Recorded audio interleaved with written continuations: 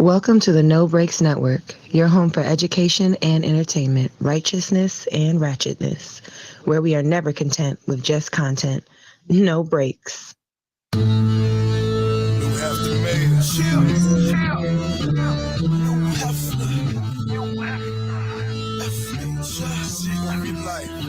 What up, DMV?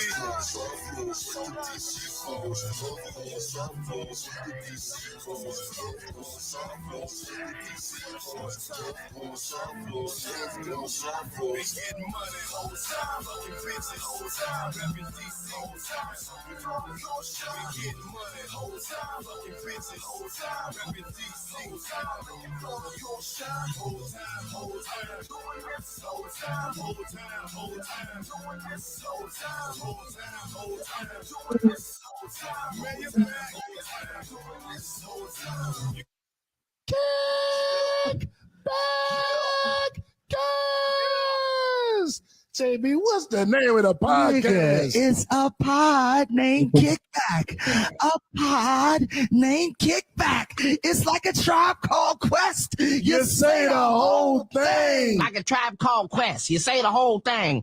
Welcome back to the almighty Pod Named Kickback. I am No Breaks New, the righteous ratchet. If you throw it, I'll catch it. If you got it, I'll match it. Each and every week, we right back at it. I am the Black Savage, the Magneto of my people till we equal.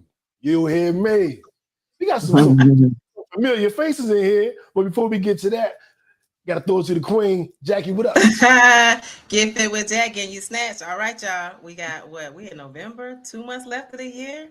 So I need y'all to go hard. Whatever you're doing, go hard. But I'm so happy that we have some men in the building because it is Men's Mental Health Month in November. And yes, it's in June too, but it's also in November. We get hit twice. So let's go. That's what's up. Now, one familiar face you guys know is my cousin, my family, my blood, Randy T, Mr. Man Up Monday himself. Right. Oh, we'll go back to the pod, Randy T. Tell the people a little bit about stuff that mean our listeners in Zambia that may not be familiar with you yet. Yeah. And Gambia, I'm back. Hey, it's a pod named Kickback. Yo, I am back. I'm home. Listen, it's your man, Randy T, Mr. Man Up Monday. Hey, well, we peel back layers from fear to face, rising from shadows that we once embraced, and we're going through all the things that as men we need to chase. Let's get it. Bars. Okay, did y'all hear that? Let's get it. Now, another person who's not a stranger to the podcast, it's been a couple of years since he's been on, but when he was on, JB was still here with us. Rest in peace, JB, Lady Death, bro. And we chopped it up. I think I've told y'all the story that BJ was trying to get me back into the music. And I was BSing, and JB was like, "Come on, no, BJ trying to get you to do a song. But you can write the song." So welcome back, Mr. Cool Mind, Cat Daddy Hattie, my bro BJ. What up, BJ? Welcome, BJ. Welcome. I can hear you, BJ. He on mute. Hit your mute button, bro. Oh yeah, hit your mute. There you go. Oh, what's happening? What's happening? My bad about that. But yeah, I'm glad to be back, man. You know what it is. DMV representative, man. Motherfucking Hattie Cat Daddy, man. The coolest label in the DMV area. You know what I'm saying? Yeah. Real nigga shit. There it is. So now that you guys know who everybody is, we're gonna tell you a little bit about how our week was. And BJ, this is a portion where we do our high of the week. What was your highest moment? And we do our low of the week. What was your lowest moment? Let me find my drop real quick. Now, high, low. Who wants to go first? Who wants to go first? I'll go first. Ladies first. So my high and low was actually tied into one. So I did some volunteering at the food bank. So, which was a beautiful thing. Yes, it was a beautiful thing, but it was just heartbreaking because I saw a lot of elderly people and it made me think about my grandma. And it just makes you think about what's going on in the world. But in speaking to them all in the same breath, they were very lighthearted. They were saying, they were speaking on, because, you know, they've been here longer than we have.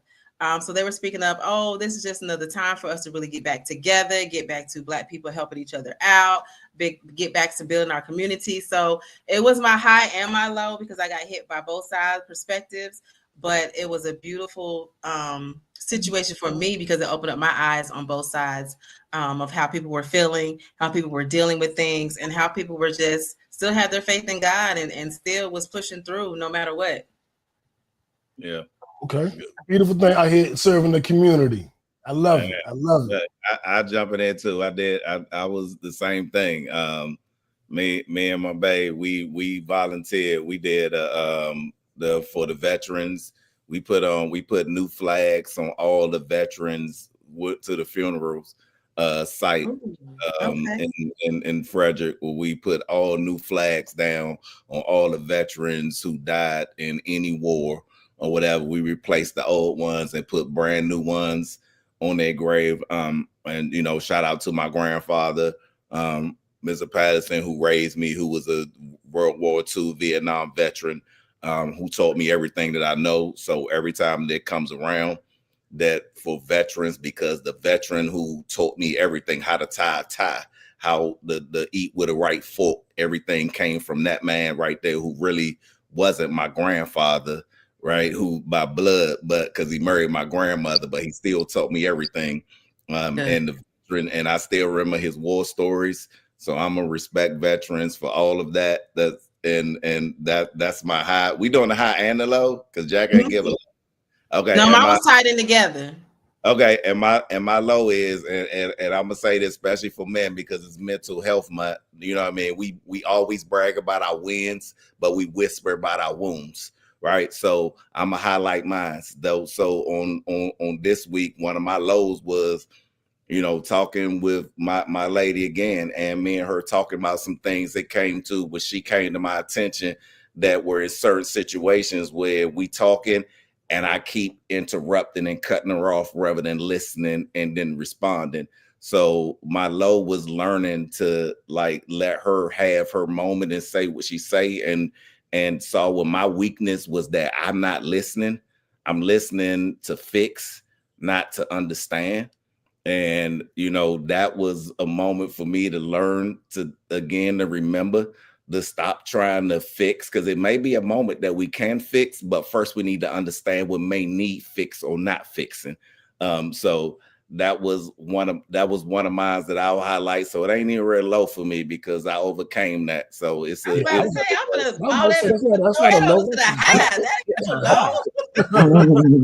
it's always a good thing when you can learn. You know what I'm saying? Yes. Win or lose, keep the lesson. You know what I'm saying? So hell yeah. And that's right, cuz you check him. You check Randy when he get out. Check him. That's let it go. right. Hold your man accountable. I love it. You do. So this is I'll say my high came from a low. So I was this this entrepreneurship it's a grind. It's a constant grind. And I had some nice stuff just fall. If you're into sales, you get a sale, you think you got a sale, you find out the last minute the sale didn't go through, you're like, no! I wanted to be like, fuck this shit. And actually I did, and I stopped for like a minute. I was like, all right, you took your minute, get back to it. And I was working on my West Coast states, and I wound up dropping me a nice little sale about 11:45 at night. Everybody on my team was asleep. So the next morning they saw it. Oh, and we had tech issues. So everybody got mad and quit or went to sleep. And so when they saw that everybody had stopped calling, but I was still on the phone at 11:30 and dropped the sale, the whole next meeting they just was giving me kudos and was like, he had tech issues like everybody else. He had a big sale fall off. He was mad about this, but he kept going until midnight. That's what perseverance looks like. And so I'm kind of like that. For like 20 minutes, I'm tired of this shit. I'm not gonna pay a lot for this. You know what I'm saying? And then I went back, and then to get the sale, and then to get the acknowledgement. I was like, well, damn, I'm glad I didn't give up. That's what's up. We saw the new exactly. Came Exactly. But yeah, my bad. I didn't mean to cut you off, bro. You good? No. Yeah, I'm gonna say my. I'm gonna leave that for later. So that was my high lows. Kind of low with the way the day started, but it finished high. Okay. Give me your high low.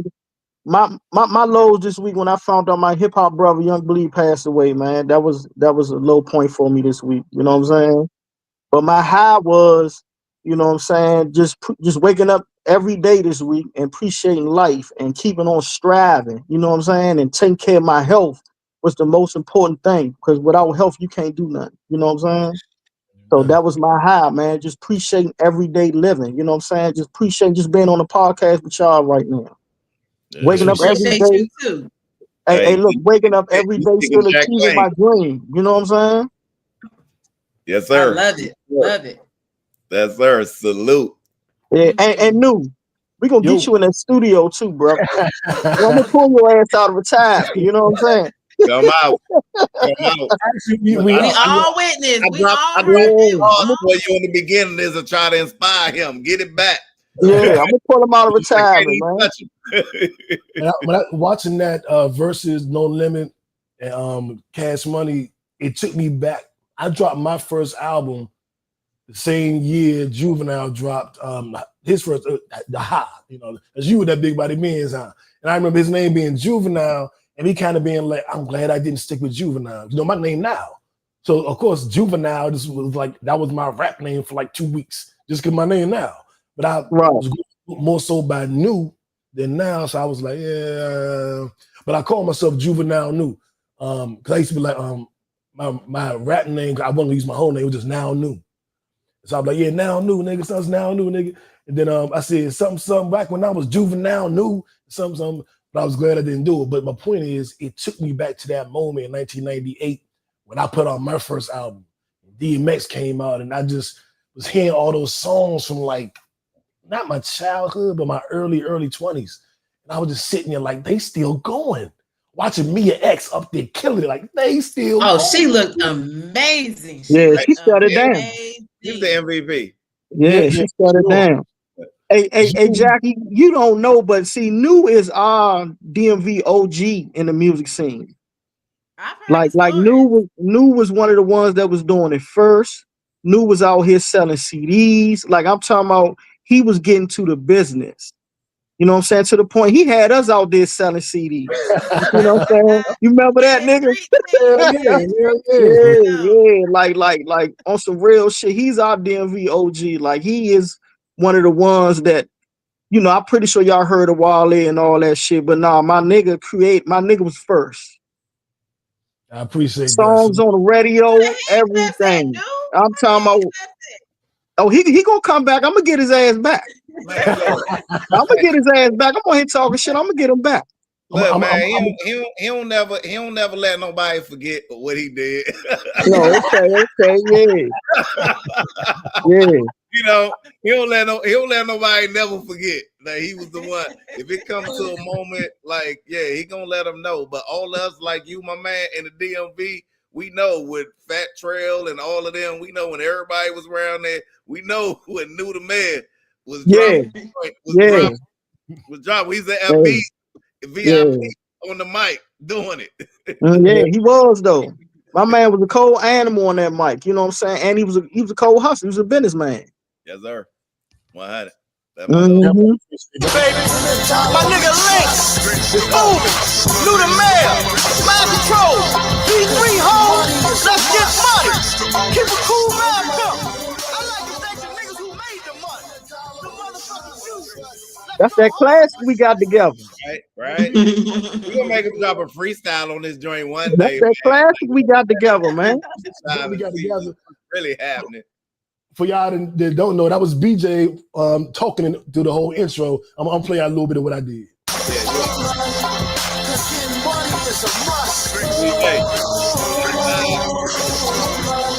Say your stuff, DJ. What you? I'm a politician. You got a problem with him? I take the champ down for dough. I'm on my Robin Gibbons. I work 2 jobs. I sell CDs. I promote your manners. I'm so greedy. I'm always grinding, never with no job. Even if I'm selling better, I'm getting a blow job. Oh God, the politician, he's no fraud. If I gotta go hard, you can go from your rod. Yeah, new Hefner motherfucker. Who is new? Volume 2. I'm so extra, motherfucker.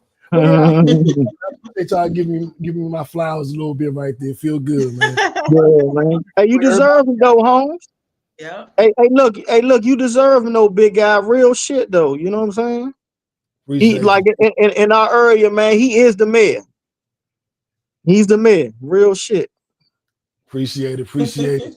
No Now we got to doubt. get somebody else their Style, flowers. man. Hit the topic. Let's go. Steve Hunter say it's definitely on point. Indeed. What up, Stevie? Indeed. I think this is the second week coming back rocking with us. Appreciate you, sir. Salute. Indeed. I want to give someone else their flowers. We were talking about Young Bleed, one of the No Limit soldiers. I'm so happy that he got to perform at the Versus. How you do that there? I'm so glad he got to get his round of applause, his flowers in front of the world. One of the most viewed, if not the most viewed Versus of all time. I hate that he passed after the Versus. But if you're out partying with your crew, your family, your 30 years, and you just got celebrated and you're having the time of your life when you're drinking and you're with your people and you're just feeling good, maybe that's how I would want to go. You know, maybe all of us want to go in like that. You're just happy as hell.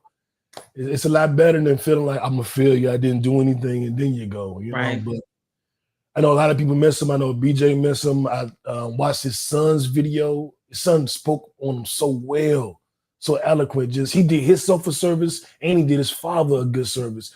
The way he comported himself and talked about his father's legacy and talked about what his father meant to him. I was just sitting there like, man, damn. But he didn't cry. He stood strong and he said, please support the family, listen to the music and do this and do that. And we are going to support him and we are going to listen to the music and we are going to play something that he did with BJ. But BJ, I want to throw it to you to introduce the track and tell us anything you want to tell us about Young Bleed.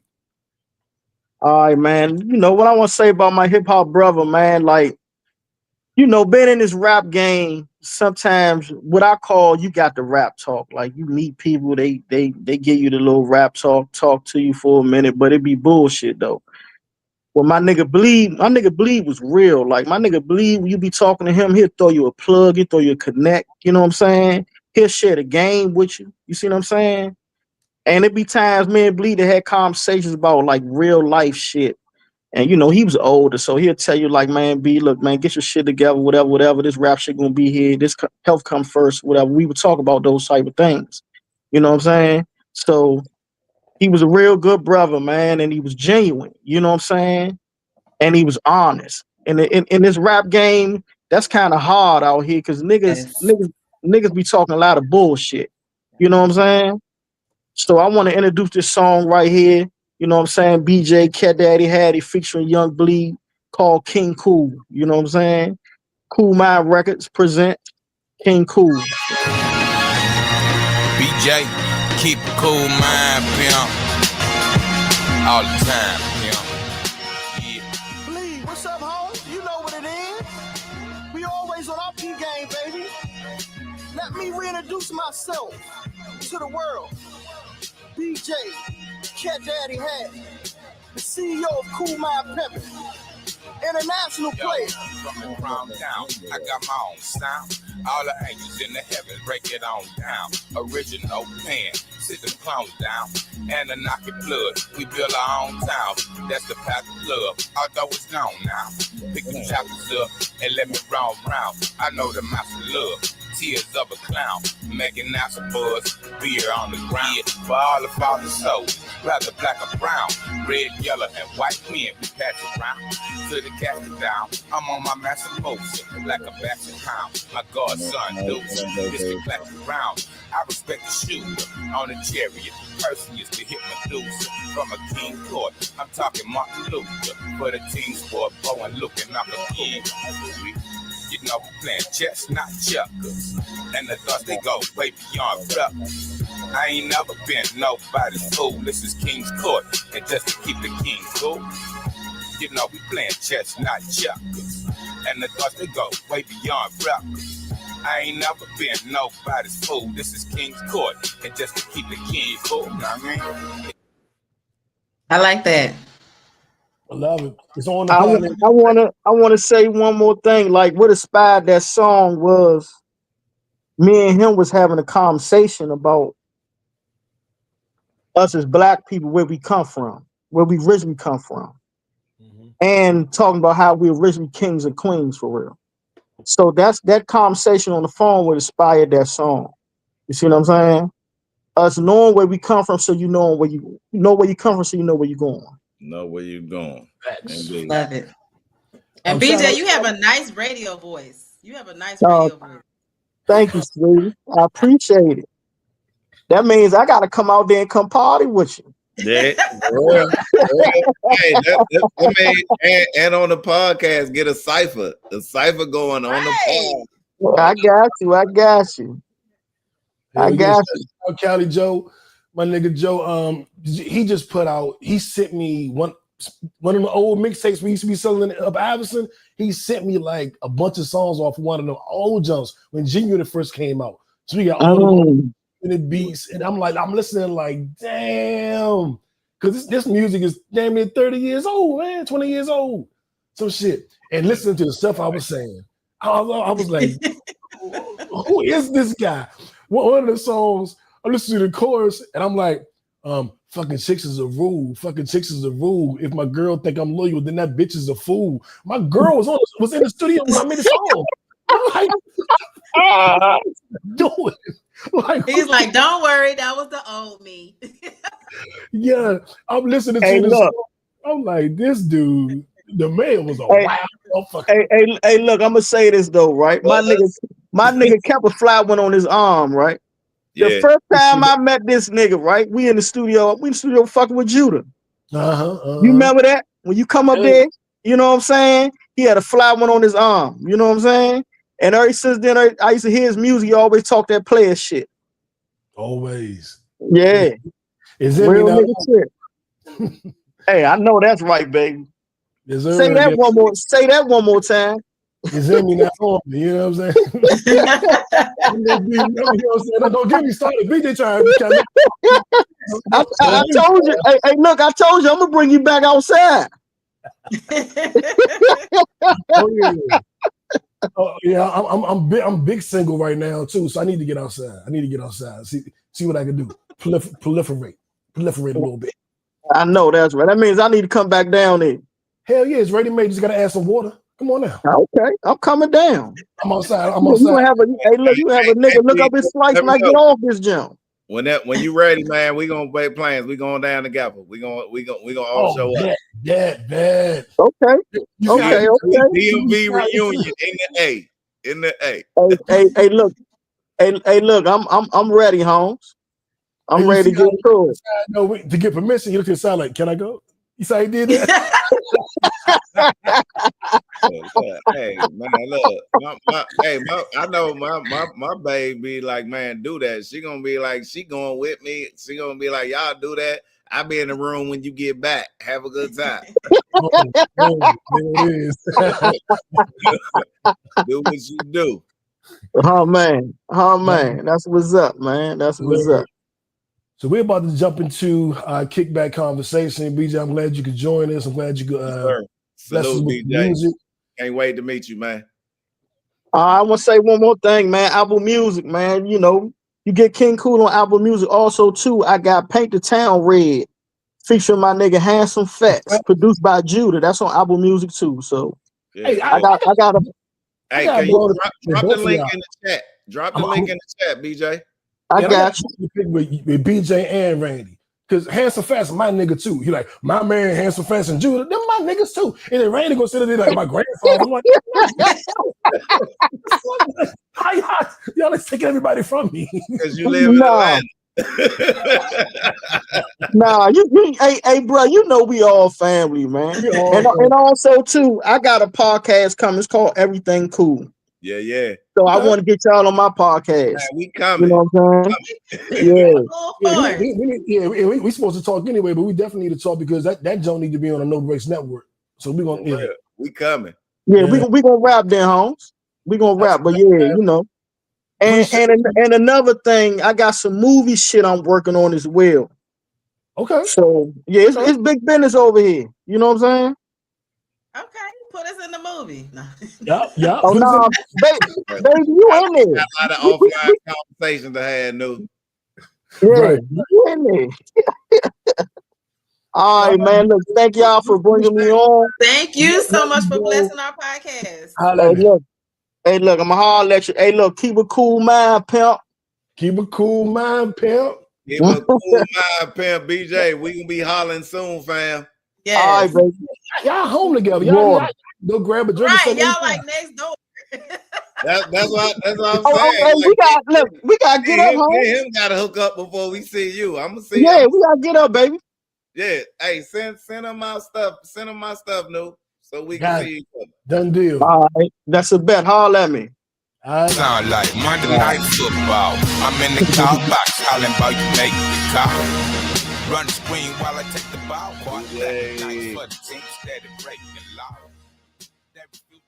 Now I know y'all saw the magic on the podcast, but we get started. Do y'all see how the black men are linking, communicating, networking? That's what we need to be done every day. So you need to be uplifting another black man, talking to another black man, speaking life into another black man. That's what this is all about. Say that, Jack. Absolutely. Yeah. And shout out, Cali Joe says that song online. It is. It's on Apple Music. It's called. We get him to drop the link. We need the link. I'm gonna put the link in the description, but it's called King Cool featuring Young Bleed by BJ Cat Daddy Hattie. And I'm telling this to Cali Joe, my man Sleep, who was part of the team that said see me on the music. So when we was out there doing stuff, he was there. So he probably know BJ. They done probably met about 5-6 times. So yeah, hold up. And see, this is another thing I'm getting left out. Trina, Sharice, y'all see me? You all right? Oh Lord. Everybody, y'all only see Randy.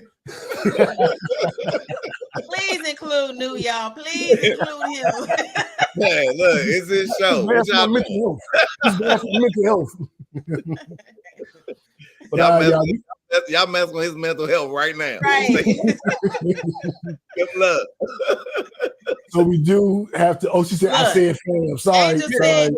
Yeah, I said fam. No trouble. They caught you. Hey, look, they checked you. She said reading is fundamental. We were just talking the other day about Thanksgiving. Randy, I'm a little bummed about that, but is what it is. Hey, I'm burned about Christmas, Negro. You supposed to be. Don't start. I know. Yeah. Okay. Look. Yeah, I will be there. Actually, Helena hit me today too. So yeah, we will figure it all out. We do have to turn the corner a little bit. Yes. We've had a really good time. The energy is good. I'm loving the smiling faces. Feel good to have Randy back on. But we got to get a little serious because there's some things we got to talk about. And I'm going to let Tupac introduce it.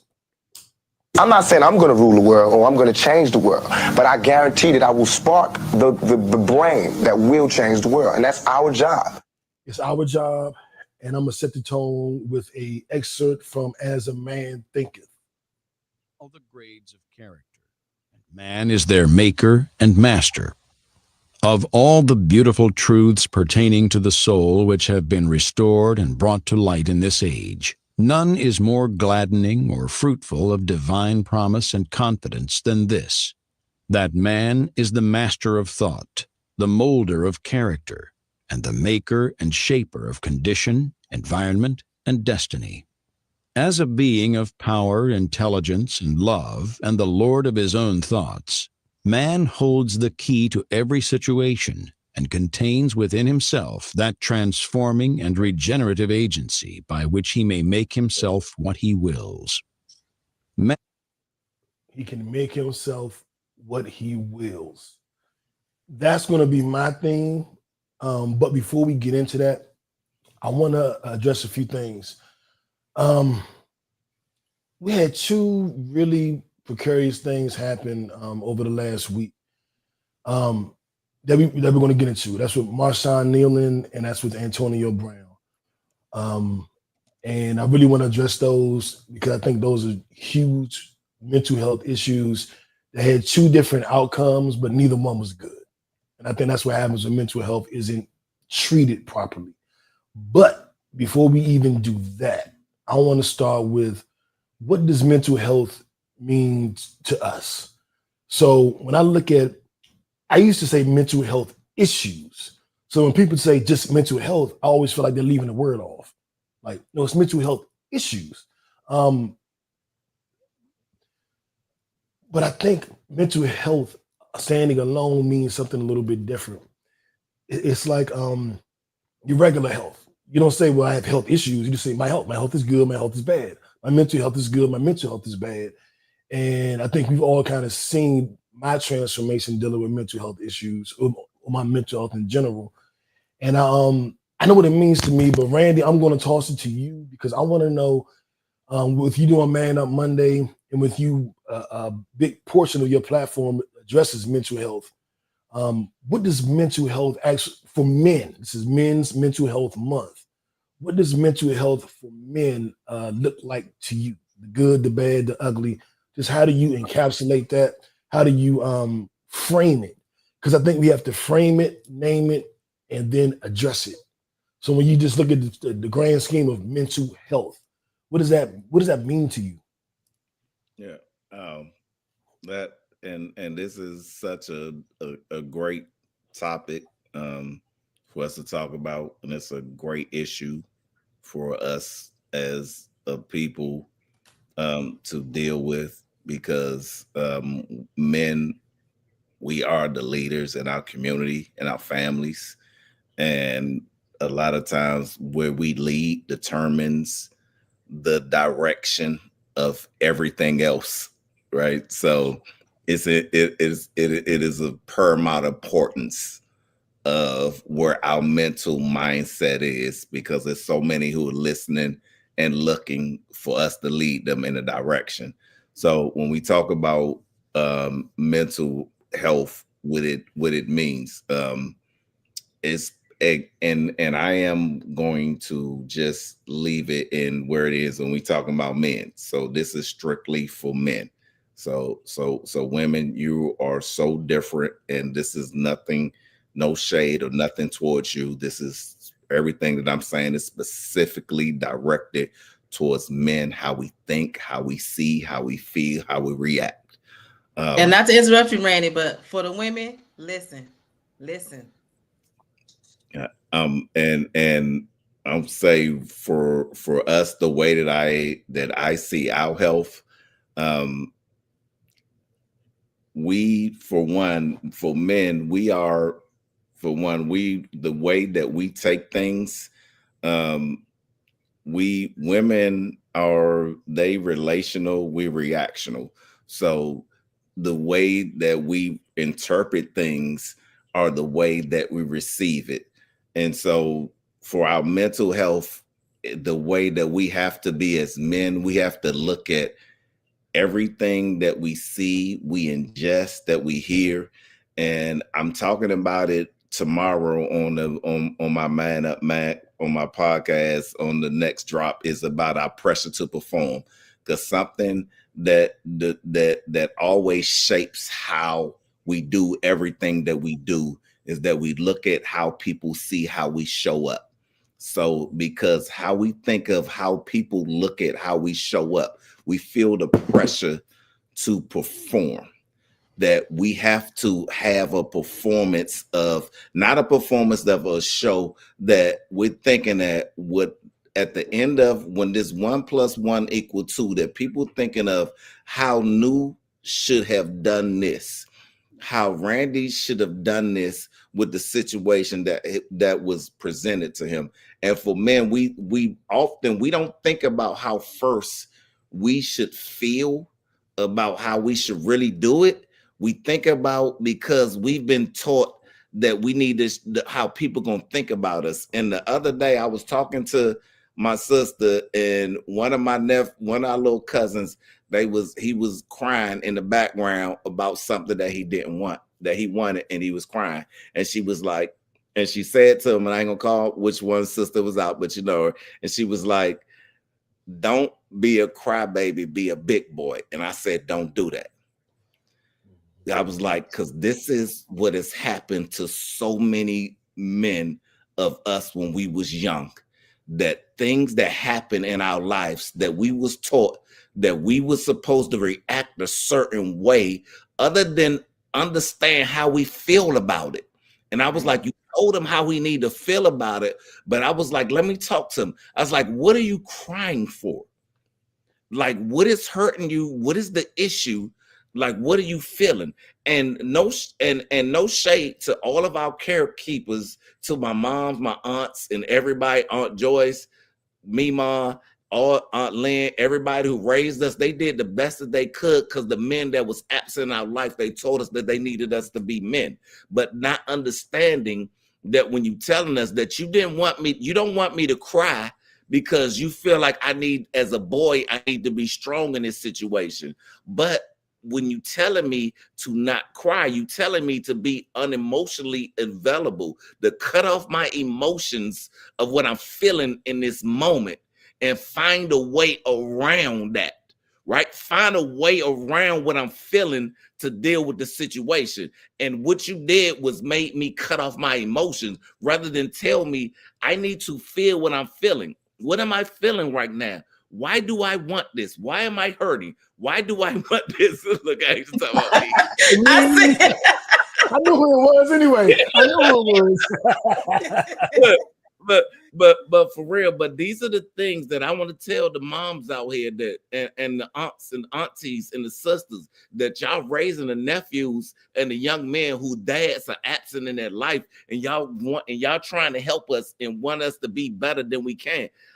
Don't tell us that we shouldn't cry, right? Don't tell me that. Don't give me don't tell me that don't be a big boy. That means nothing to me. No, find out, why am I crying? What am I crying about? And then allow me to feel that and go through that, because that is the mental part of men's health, that when y'all cut that off, then we as adult men got to figure out why I'm emotionally deficit in this place where I need to feel and I don't know what to do, because everybody in my life told me not to cry. Exactly. And that is what I learned through therapy. And Stevie, I see your comment. We are gonna come to it. When I learned in therapy, I kind of knew it about myself a little bit, but I had an expert tell me. I didn't really know what to do with my emotions. And I was often more comfortable in the emotion of anger. It made me feel more manly, being hurt, being embarrassed, being afraid. Those emotions was like bitch emotions to me. So if I was scared, I get angry and aggressive. If I was sad, I get angry and aggressive. If you hurt my feelings, I'm angry and aggressive. It was a more comfortable emotion instead of going, wow, man, that really hurt. It's protecting. Now I want to fight. You know what I'm saying? It's like, but that's not the real emotion. I'm not sure. I can't say this for a fact, but I personally feel anger is a secondary emotion. Anger is the emotion you go with when you feel something else, when you don't want to deal with something else. When you don't want to be afraid, you get angry. You don't want to be embarrassed, you get angry. You don't want to feel belittled, you get angry. And because I was always taught to suppress those sensitive emotions, I just got angry for everything. I got angry about everything. You know what I'm saying? And then we call that anger anxiety. So something make me anxious, something scared, make me afraid, make me this, but that. I'm angry and I'm responding with aggression. And with the infamous amygdala, if you're already going to respond with aggression, it's going to take you back to a time when you were really in danger, you were really threatened. So now somebody said, "Oh, leave me alone," and you're like, "Damn, that's rude." But you're going back to in 1995. This motherfucker put you know what I'm saying? And now you're having a super aggressive response to leave me alone. It should be like, whoa, like, you all right? Why you coming at me? It shouldn't be, what the fuck you say? You know what I'm saying? And that's what happens because we're not, and then when you try to feel your real feelings and not go to anger, it's new to you. So now everything make me cry because I'm not used to dealing with a sad feeling. I'm not used to dealing with those kinds of feelings, a hurt feeling or whatever. So now I'm like, be a big boy. Be a big boy. Right. Exactly. Right. I was told to be a big boy my whole life, right? So now I'm, something, watch a movie, I'm crying, have a certain conversation, I'm crying. I'm like, I'm so emotional. It's because I'm not used to dealing with these emotions. I've never dealt with them. I only went to anger. So now I'm dealing with my actual emotions that are specific and real to the exact situation. And what my therapist told me to always say to myself in those situations, you're not in danger right now. Right. You're okay. Yeah. You're okay. I like that. And that's what I told my nephew. I was like, "Are you feeling pain right now? Like, why are you crying?" That's making him engage his emotions of how he's feeling. So I challenge, right? Like, what are you feeling right now? You know what I mean? Like, why are you actually crying? Right. So go ahead, no, but that's what your therapist was on it. Yes, sir. And I just want to go through some of these comments. You gotta go back some more. Yeah, I want to go to. But it is. But that is the thing, and that's what in some women. That's where it comes. Hold on, man. I want to go look at these comments real quick. Yeah. Well, Stevie said, "Do you think mental health has some dealing with lack of discipline, and there is more emotions tied into it versus logical thought process?" I'll take a shot at it, and then we'll throw it to Jack and Randy. In looking at this, I do think that me personally, I have anxiety, but I also have what I call situational depression. Like if I don't, like Randy was kind of saying earlier, if I don't live up to a certain thing, that'll depress me. If I don't live up to a standard or I don't do everything I think I'm supposed to do, I should have worked 79 hours last week. I only worked 50. It'll stress me out and it can depress me. So there is a correlation with the lack of discipline and there's emotions that will do it. I actually want to, I saved this off of the Twitter the other day, and I think it's appropriate to read it now because this is speaking directly to what we're talking about. And I had no idea it was going to go this way. This is Grant Cardone. Me and Randy are in sales, so he's like a sales guru. I fuck with him. I don't know if Randy fuck with him or not, but Grant Cardone is a giant beast. He said this, and I was like, because I'm on my stoicism journey. I've been reading a bunch of books on stoicism, and this kind of hit me. He said, depression is not a mental illness or a disease. It's a warning that you're not fulfilling your full potential. From personal experience, drugs won't make what the professionals call depression go away. That's because it's not a problem. It's a powerful warning to get busy. Don't medicate. Listen to it and use it. I am not a doctor, but will still trust this advice more than the others. They are pushing a mental illness agenda that does not exist. I don't want to distract us. I want us to respond to Stevie's comment, but if I can get a double response, I'm going all out of order. To what Grant just said. Randy, what are your thoughts on that? Just what Grant Cardone said that I just read to you. I'm curious how you see that. And Stevie, comment in the comments as well. I want to know what you think about that. All right, I want to address both, but I want to first, like Steve. I want to go with you. Hold on, Randy. I want you to address Grant first. I gotta get Jackie in here too. Jackie ain't talked about 10 minutes. So let Jack go. Then I go next. Let Jack go. Then I go next.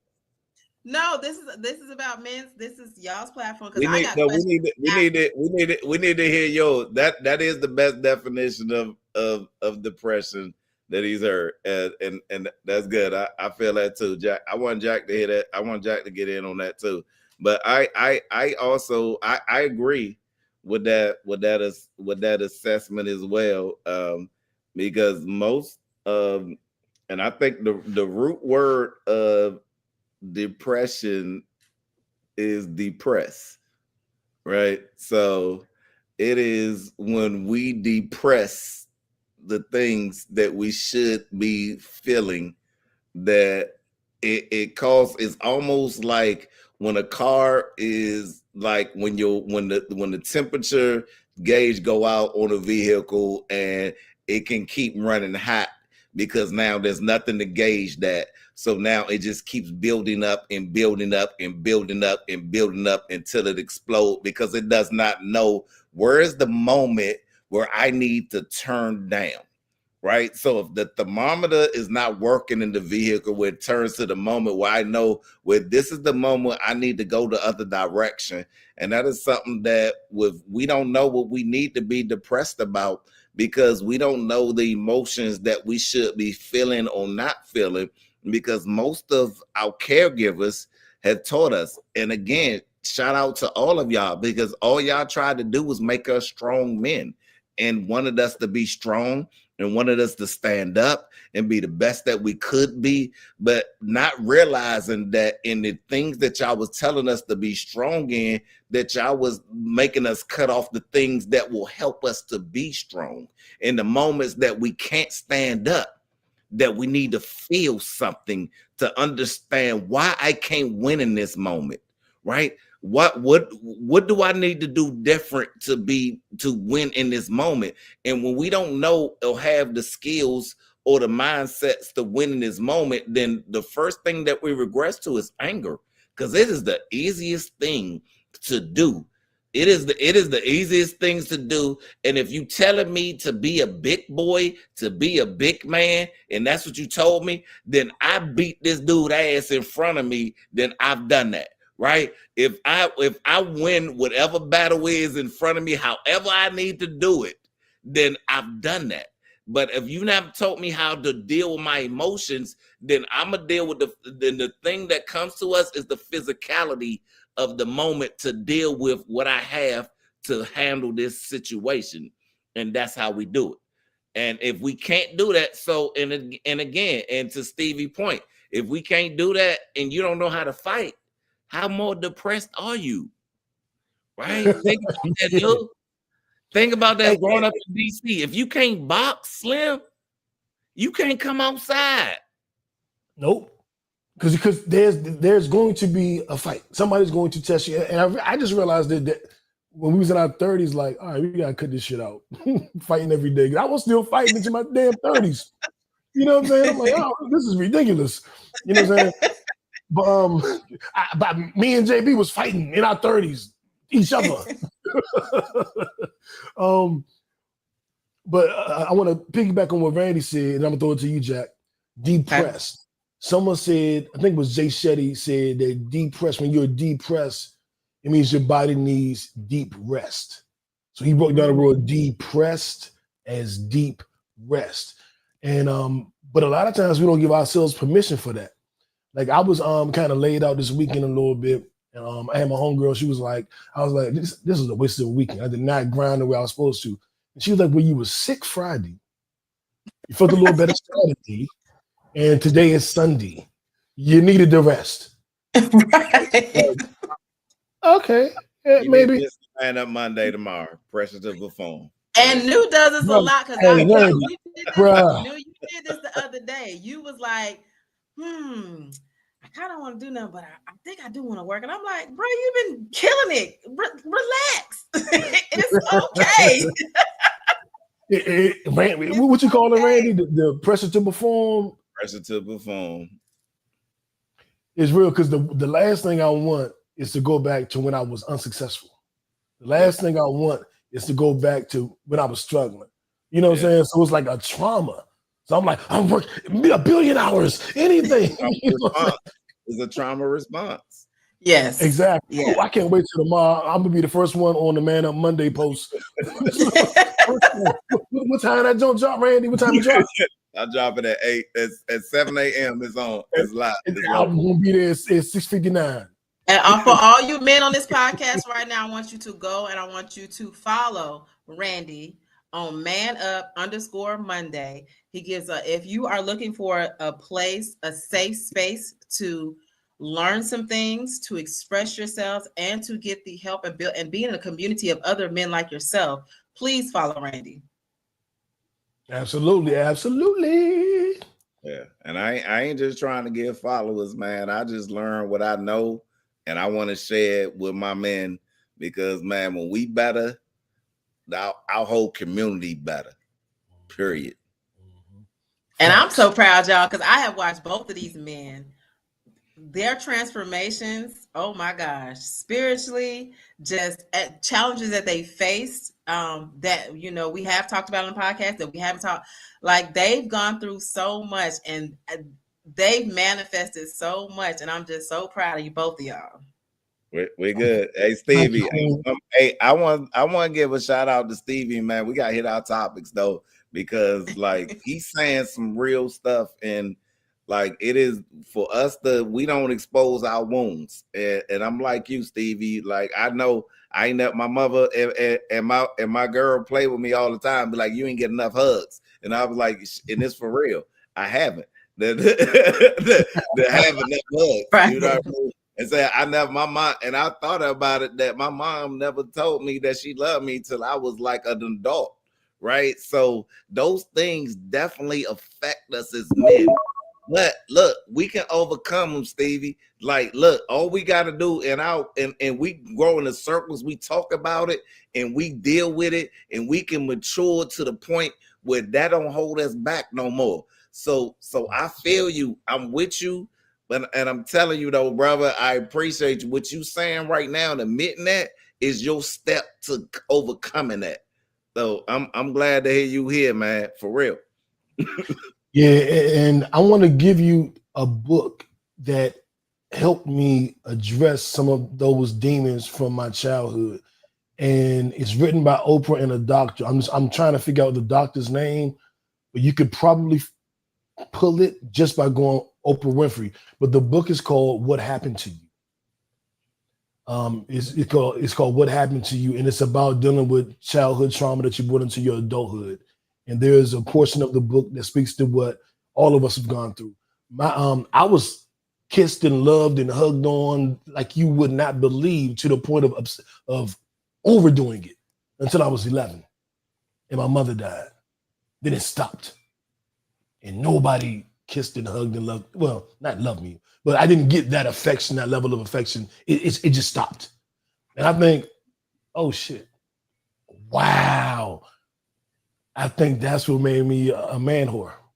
Look, what wanted kissing, loves, and hugs. But what I really wanted was a hug and some affection, but I made it sexual. Right.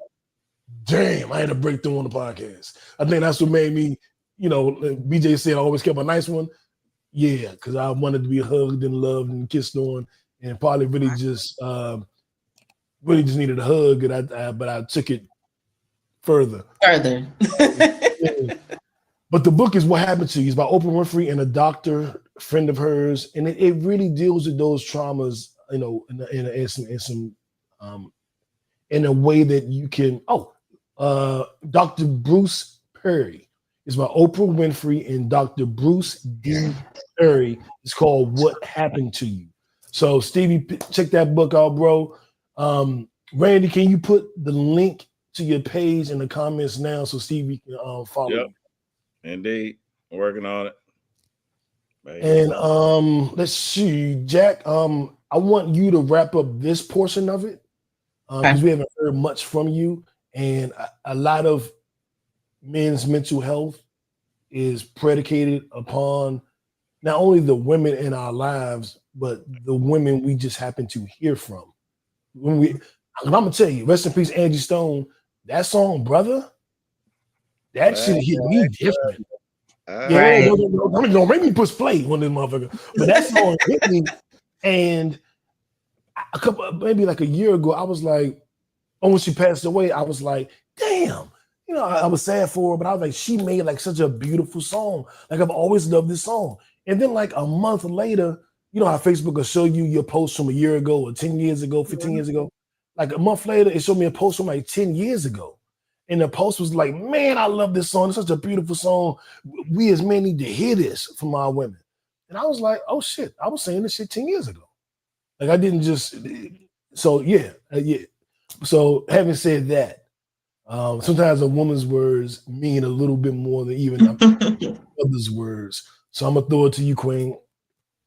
Yes. So let me piggyback off what y'all was saying about depression. I do agree, because a lot of times in depression, we do depress a lot of feelings, because in depression, you're put on a mask. You're making sure everybody knows you. Oh, I'm fine. I'm fine. I'm fine. I'm fine. Then you go back home, you take that mask off, and you're dealing with the hidden emotions that you didn't want to deal with. So it can be a cover up. I have seen depression is a cover up. It's a cover up of you dealing with your feelings. It's a cover up of how you're truly feeling. And it's a cover up to even reach out. Like, a lot of times you do subliminal, I need help, but you don't really say you need help. So it shows in your actions. As far as what Stevie was saying, I agree on both sides that it does. It's logical and self-discipline. I mean, anything that you put discipline on, you're going to master, and you're going to take control back over for yourself as far as yourself, because you can't control anybody else. So I definitely agree with that. But I also wanted to, and I want the women to even chime in the comments. But what are some things that I want y'all to name? 3 things, Randy and New. What are 3 things that women can do to help a man pour into his peace and happiness, or even deal with a man that's going through depression or the challenges that you guys face in life? I'm gonna throw it to you, Randy, first, because I was just engaging with our Instagram audience, so I can catch every.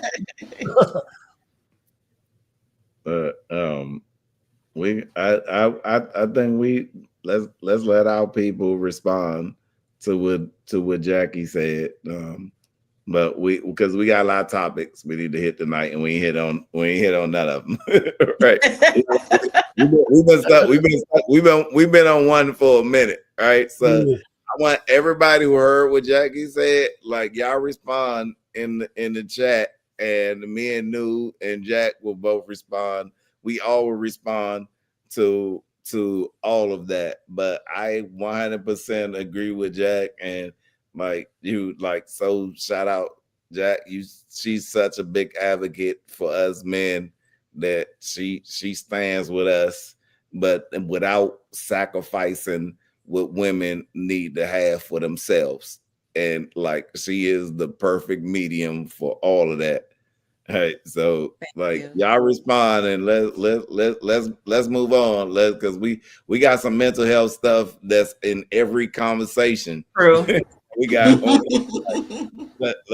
let's hit our topics, man. Let's go. All right, y'all. Let's go straight into I guess let's go Kenlaw. Let's go Marshawn. Marshawn Kneeling and Antonio Brown. Let's hit them. They right on topic. Yep. Marshawn Kneeling was the second-year player for my Dallas Cowboys. Last Monday on Monday Night Football, he actually scored as a defensive player, scored his first touchdown, and what I would have assumed was on top of the world. Had a breakout game, breakout moment. It's nationally televised game. It is a singularly televised game, so there was no other competition. Everybody was watching him be great. Come to find out, the Cowboys released a statement that he had tragically passed away. And I was like, dude got to be like 23, 24. Why? What did he die from? Was he at a club? Did he get shot? Like 24. He just made a great play. He's obviously healthy. Was it a heart attack? Like, did he take the COVID vaccine? I'm like, what the hell happened to the brother? Then they released more information, and the way once I pieced it all together, he sent his girlfriend a text saying goodbye. He was done. Couldn't do it. He had been dealing with depression in general. He had been dealing with the loss of his mother. He had been dealing with the pressure, as Randy talked about, the pressure to perform as a Dallas Cowboy. All of those things led him, that maybe other things as well, but led him to the decision that he needed to leave. He was not happy here. She called the police. She called the team. The police was coordinating with each other, different counties, different police departments were trying to locate him. They found him. A high-speed chase ensued. He did not want them to stop him. And he eventually crashed the car, got out of the car, ran a certain distance, and unalived himself. When the police arrived, they found the empty car, and shortly thereafter, they found him with a bullet wound, I believe, to the chest. This is a tragedy. Whenever I hear about this, things of this nature where someone unalives themselves, I think, I wish you knew it would get better. It always gets better. I've told this story famously on this podcast that as a teenager, I literally the same thing, missing my mother. My mother died. I found my mother dead at age 11. It's a tragedy when your mother dies, whether you're 11 or 90. If your mother passes away, it's hard.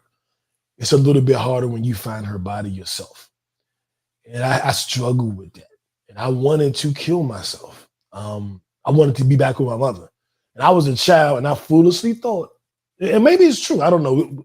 It's no way to tell. But I thought that if I kill myself, I'd just be back with my mother. And I'd rather do that than be here without her. So I empathized with Marshawn. And then there was the pain of losing her. The pain of losing her by itself was just bad. I had to wake up every day without her. That was bad. Like, I didn't have a father. You know what I'm saying? So it was like, so now I have nothing. But not nothing, I had no choice. But it didn't feel that way because I felt the weight of the loss of my mother, and it weighed on me every minute of every day. There was no point in my day where it didn't weigh on me. And it was just like, it's too much. So I understand that feeling. The reason why I love Tupac so much is his song Pain. In the beginning, I was playing his song and I had a knife and I was rubbing a knife against my wrist, but I was, to be honest, too pussy to do it. So I'm trying to build up the heart to just kill myself. And when I kept rewinding the song, trying to get the courage to do it. And one day I listened, one time I played it, I listened, and the beginning of the song goes, I couldn't help but notice your pain. Then the other guy goes, my pain? And then the first guy goes, it runs deep. Share it with me. And he's like trying to take his pain. And I thought, instead of, I'm a rapper, instead of killing myself, why don't I write a rap about this? Why don't I get this shit out? And then I started rapping about all the pain I was feeling. In every song, I used to call myself the Wolverine. You know, Wolverine can regenerate no matter what happens, so he can regenerate himself. I was like, yeah. I was like, I'm a Wolverine. I write raps to heal myself. I got a song called Wolverine. And I started writing and it started healing me. And I'm so happy that I thought shit might get better. I'm so happy I had that thought. Because that was the prevailing thought that kept me here. And when I'm down and when I'm sad, when I'm missing bro, like anything that I know it's greater later, it does get better. And that's what keeps me going. And I'm gonna toss it. I don't know, Randy. Jack. You, Jack. The only thing I do want to say is when you see someone, first of all, know the people that's in your circle. If you see something, even if you think it's just a post, and there's been times where Randy has posted it and New has been posted, but I'll reach out to them. Just reach out. It doesn't hurt to reach out. It might just be a post, but still reach out and show the support and the love, because you might say something that might stop them from doing something. You might say something that might direct them a different direction. Yeah. So if you see something, anybody, your family, your friends, they post something, don't, if you're going to speak to them vulnerably, DM them, text message them, give them a phone call. That might be the one thing. You might be being used to help that person. So pay attention to your circle, pay attention to certain things, check in with your people. If somebody crosses your mind, I don't care if you haven't talked to them, if you're beefing with them, they're crossing your mind for a reason. Reach out to them, whether it be a text, whether it be a shout out, whether it be a response to one on their post. Just show, sometimes people just want to be shown that somebody cares. So do that. And indeed, and that's why it was saying, Jack. And one of the things that I'm saying all month, and I'm saying to all men, this phrase: check in and check up. Check in on a brother, check up with a brother to let them know that you all right. 100%. Yes. That is for all of us men. Do that. Check in, check up. Right. And for this, I'm gonna say, for especially with my man, like, this is tragic, but this is not sudden. And everybody hear me who feeling this, and no disrespect to the family or none of the friends, but this wasn't sudden, because pain leaves breadcrumbs. Somebody hashtag that. Somebody repeat that. Somebody remember that. That pain leaves breadcrumbs. That any man that's in your life, that you around, that you talking to, that he is leaving or saying something that is relating to something that is happening in his life, that he wants you to know that he's saying is some symbols, some actions, and we are the worst at saying it, but we will show it, right? And so the thing that I am saying is that we always need to remember is that, men send signals. We send signals all the time. We're just hoping that somebody reads them. Mm-hmm. Hear me? We're just hoping that somebody reads them. Because the things that some of our caretakers who loved us, who taught us to be strong men, but then realized that it handicapped us to admitting when we need help, but we will leave breadcrumbs for somebody to see if they will pick it up and see, like, he's showing that he ain't good there. He can't do that. He ain't with that. And we need y'all to lock in and follow these breadcrumbs and see, and not just not on our caretakers, on us men, for us, on each other, on our other brothers. We need to listen to when our brothers leaving breadcrumbs for us.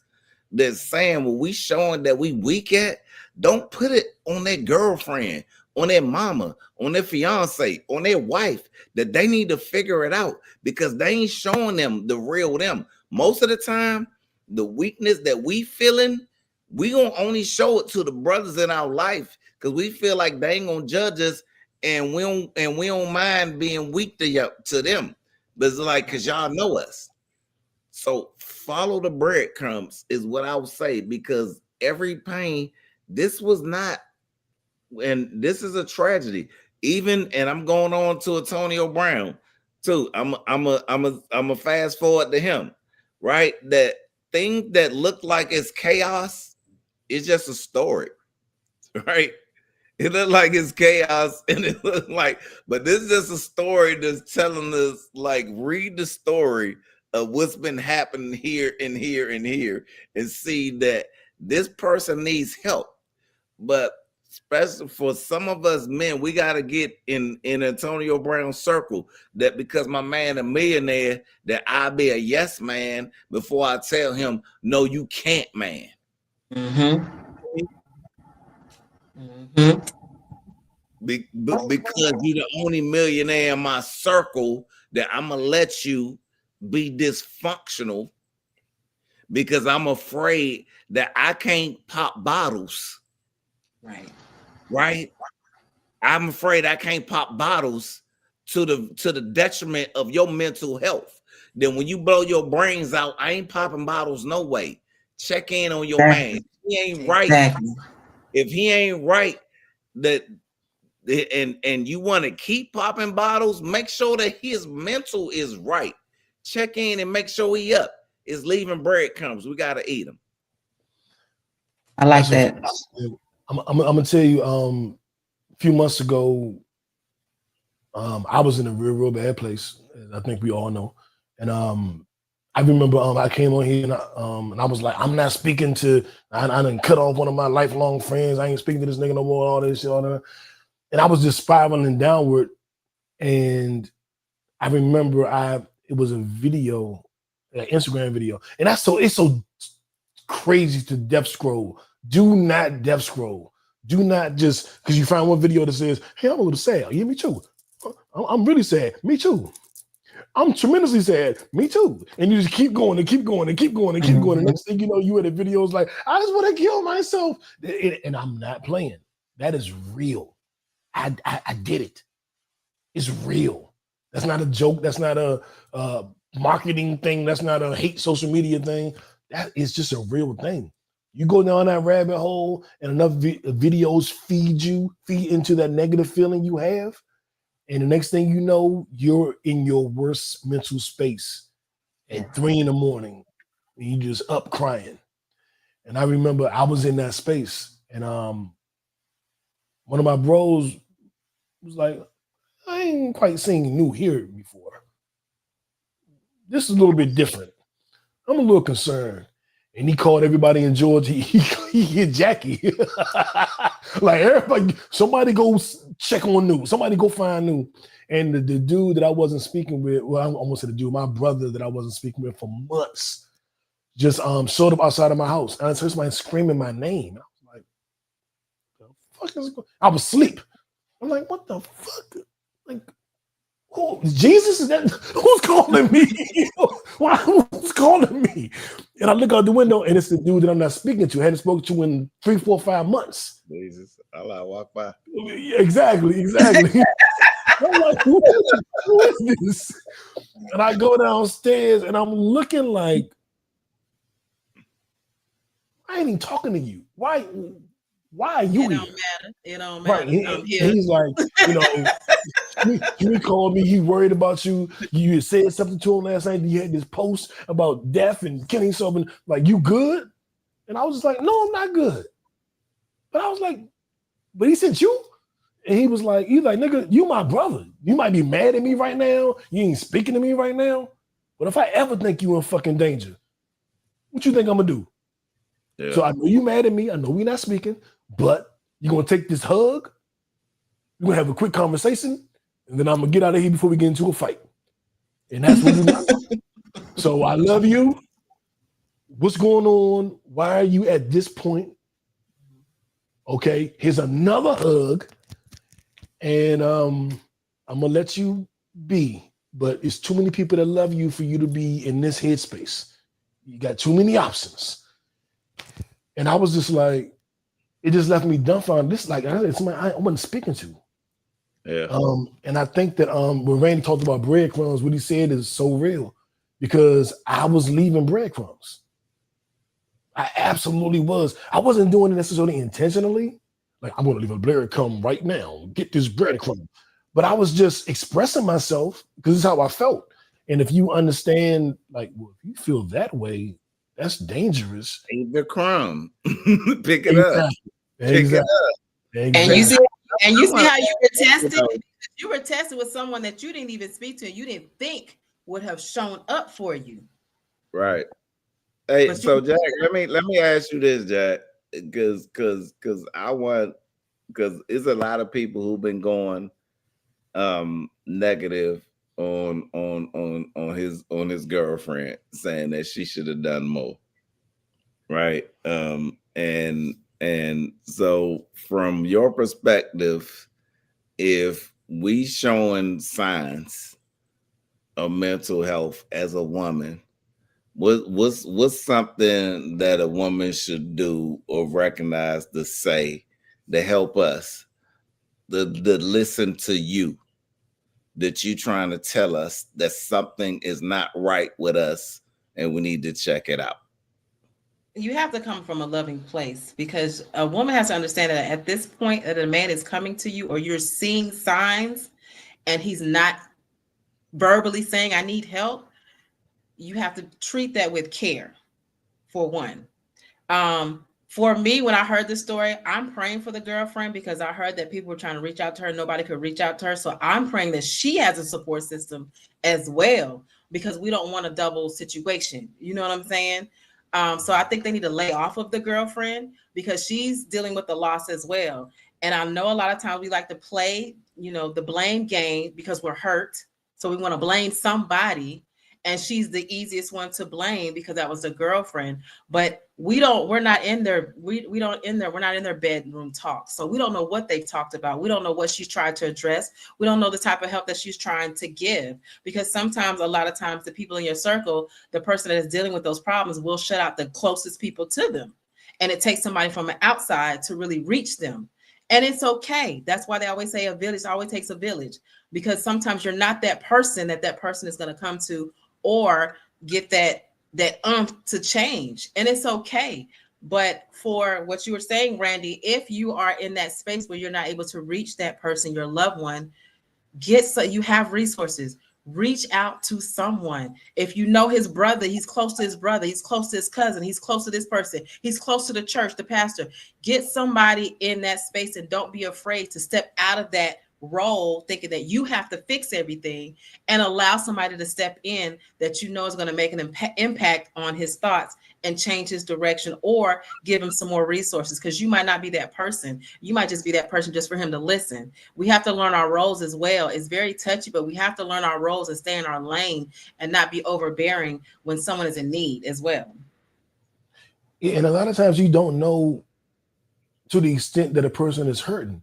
Because as Randy said earlier, be a big boy. We're not even telling you the depths of our pain. So the girlfriend may not even know how deep it went. But she knew something, because when she called 911, she said, he will kill himself. Like, you have to find him. This isn't a threat.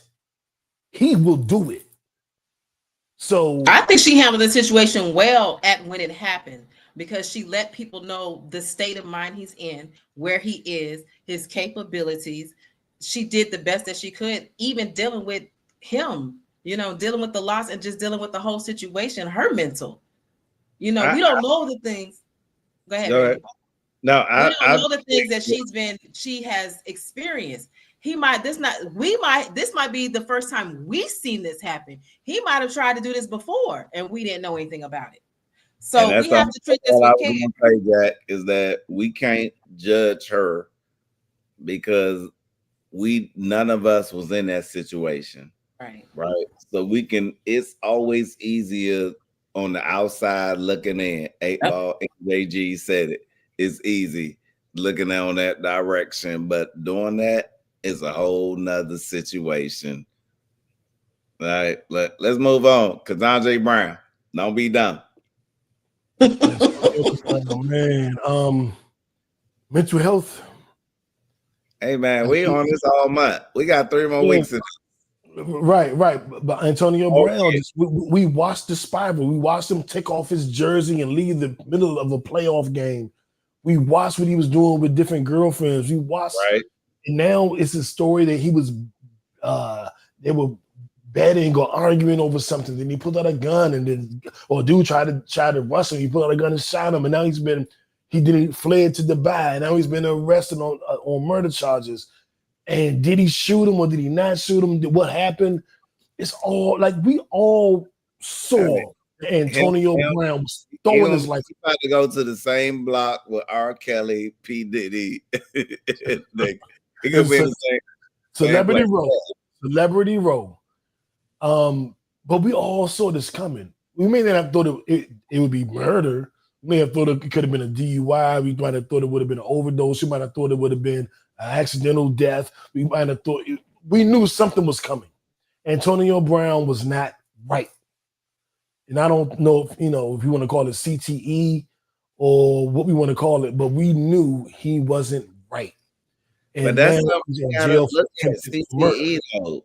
That's something that the CTE is something that we are still not like. And Will Smith made a whole movie on this. Sure did. Not addressing the fact of this, and like we can go back, Junior Seau and other people. Look back, everybody, y'all know this. Look back, look up Junior Seau, Google it, and see that these are things that are happening. That the dude that Will Smith played, he wanted the show that people are Tell the going. truth. That was his quote from the movie. Tell the truth. That CTE, it is a disease that is eating the brain of NFL players.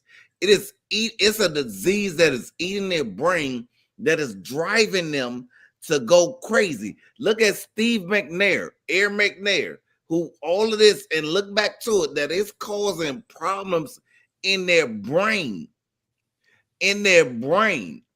That is causing them to do these homicidal and all of these other things that are happening. And if you go back to, and it's saying that the research is showing that most NFL players have mild CTE. That is the disease that's causing them to do all of these crazy things.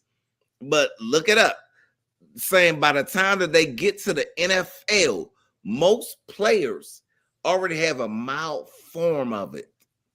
Why you see they wearing these big helmets now with all this other stuff, doctors on the sidelines and all this stuff, because the researchers, they wanted to deny. Watch the Will Smith movie and y'all catch up. It's called concussion. All of this, that they've been trying to suppress this for years, that now people are killing each other. They killing themselves, killing other people. Because what's the Bama in New England name? What's the dude in New England? They got arrested, Fernandez or something. He's a tight end. Aaron Hernandez. Yep. He allegedly killed himself in jail. I definitely believe that he was on CTE. CTE is when you suffer head trauma. So it's not exclusive to football players, but because it's such a high impact sport, high collision sport, it's a greater chances of that. So it's head trauma. I won't say untreated, but head trauma that can't be treated. And when it progresses to a certain point, you literally, one of my favorite players of all time, Tony Dorsett, has been diagnosed with CTE. But Junior Seau, to Randy's point, left a suicide note and shot himself in the chest and said, we got to study this because it's driving ex-players crazy. And I want you to be able to study it because I can't live this way. I'm going to kill myself to show you I'm serious, to show you that this is a real thing, but I'm not going to shoot myself in the head because I want you to be able to study my brain and figure out what the fuck was wrong with me and what's wrong with so many other players. Junior Seau deserved the fucking. Do that to you dead though. That's the right. It was a self-sacrifice. That is the research don't start until you dead, right? Ain't that the sad part? The problem. That's the sad part. That's the sad part. The sad part. Let us judge Stevie though. Stevie in the chat that said that what Michael Vick had to say has to do with mental health. This all got to do with that, Stevie. Like that, because the problem is that the research that needs to come down don't come down until the person is dead and they look into their brains to see the level of what the CTE that they had in their mindset, right? But that's why if you look, you see all these big ugly helmets and all this other stuff is because the research on the Will Smith movie, and I don't know what it was. Somebody, if y'all find it, put it in the chat. Concussion. Y'all put it in the chat. The movie that Will Smith made. We just told you, nigga, it's called Concussion. Concussion. That movie. That right there. Watch that. That's exposed that. So think how many years ago that happened, right? And that still stuff have changed, but really hadn't in the NFL. And these dudes still things that happen. Now Antonio Brown. And now we look at what happened with Kinlaw. And these are things that, because this is a disease that is eating these people, eating these players' brains, right? Like, let's look, y'all. We talking about it. It's Mental Health Month, and we said about it. Like, let's stand up on this. Everybody look into this, and let's look at the NFL. It's a big boy network, and let's tell them, like, man, make us protect us, because we prostituting our bodies and our minds for money. That dudes would be like, all right, if you're gonna pay me millions, yeah, I'll go crazy. Let me do all that. But if y'all gonna make me go through this, we need to make the price be higher, right? So now if we go through the research and now the research is there, yeah, if I want to be like, yeah, I'm willing to go crazy and may blow my brains out, but I want to have a contract to say that my family gonna have $10 million out of, and that you admit that you know that I might do that.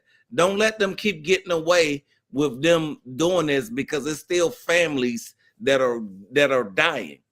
And the brother who just died, we don't know what his family might get because of the CTE diagnosis that might have been denied.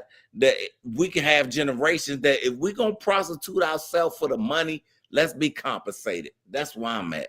But I feel like they already doing that, but they doing it on the flip side, because now they're paying the players more. So it's not like they're really. No, they not. No, they not. No, they not. Not out of college. If you look at these, we look at and let's have another episode. Bring me back, New. We talk about the money of what the players are making a player to the owners and the colleges. Let's come back and have that other conversation. It still don't compare. Wow. It's better, but it's not. It is better. Is fair the word? It's better, but it's not. We getting something now. You know what I mean? I don't know what the right word is. We still getting hit it from the back, but we can't come yet. Let's go. I love it. I had to break. I had to break up with a girl because she didn't like my jokes like that. I had to break, like the other day. I was about to bring it up. I had to break up with a chick. She was like, "I don't like your jokes." I'm a Higgins, nigga. Get the fuck out of here. Let her go. I'm glad Randy made that. I'm back. I'm gonna have stats when I come back. I'm gonna have stats when I come back. Bet. Whenever you decide, it's an open door. All you gotta say is, "No, I'm on this Sunday." I go, "Okay." I got stats. When I come back on that. All right, just tell me when. All right. I want to wind this topic down because I want to get into some wild shit that I'm gonna throw to Jack, and I'm gonna let Jack talk about this craziness. Let's go, Jack. Is it pregnant? Stevie, I'm not sure that Mike Vick went through CTE. I think he just like fighting dogs. I think Mike Vick get a bad rap. Like he was fighting dogs and man, he just had no real dudes with him. If he was in both, I definitely would have took the charge. They'd have been like, we all would have went to jail for Mike. Michael Vick was fighting dogs. That would have been the only. If he was with me and Randy, it would have been like Michael Vick had friends, 2 cousins that were fighting dogs, and he was against it, but they kept doing it, and now they're in jail. That would have been the story. He ain't no real niggas around. I got his college paid for. And my girl, she got Gucci bags. Exactly. He had no real niggas around him to kind of do what needed to be done. But we are going to get into y'all VA Negroes. If y'all on here, that's why we don't put y'all on display. Ain't no go-go band giving shout outs. Ain't no go-go band giving shout outs to Leesburg. Exactly. And we taking AI from y'all. AI is DC now. How about that? But let's get us on what the fuck story of the week. Let's go.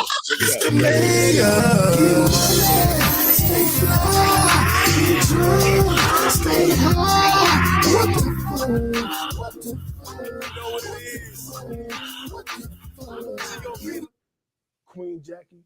Ooh, y'all grab y'all tea for this one. So this is coming out of Scotland.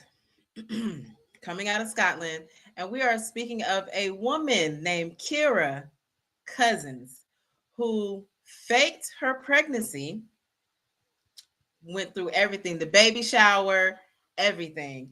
So she's 23 years old, and she gained international attention for the fake baby named Bonnie Lee.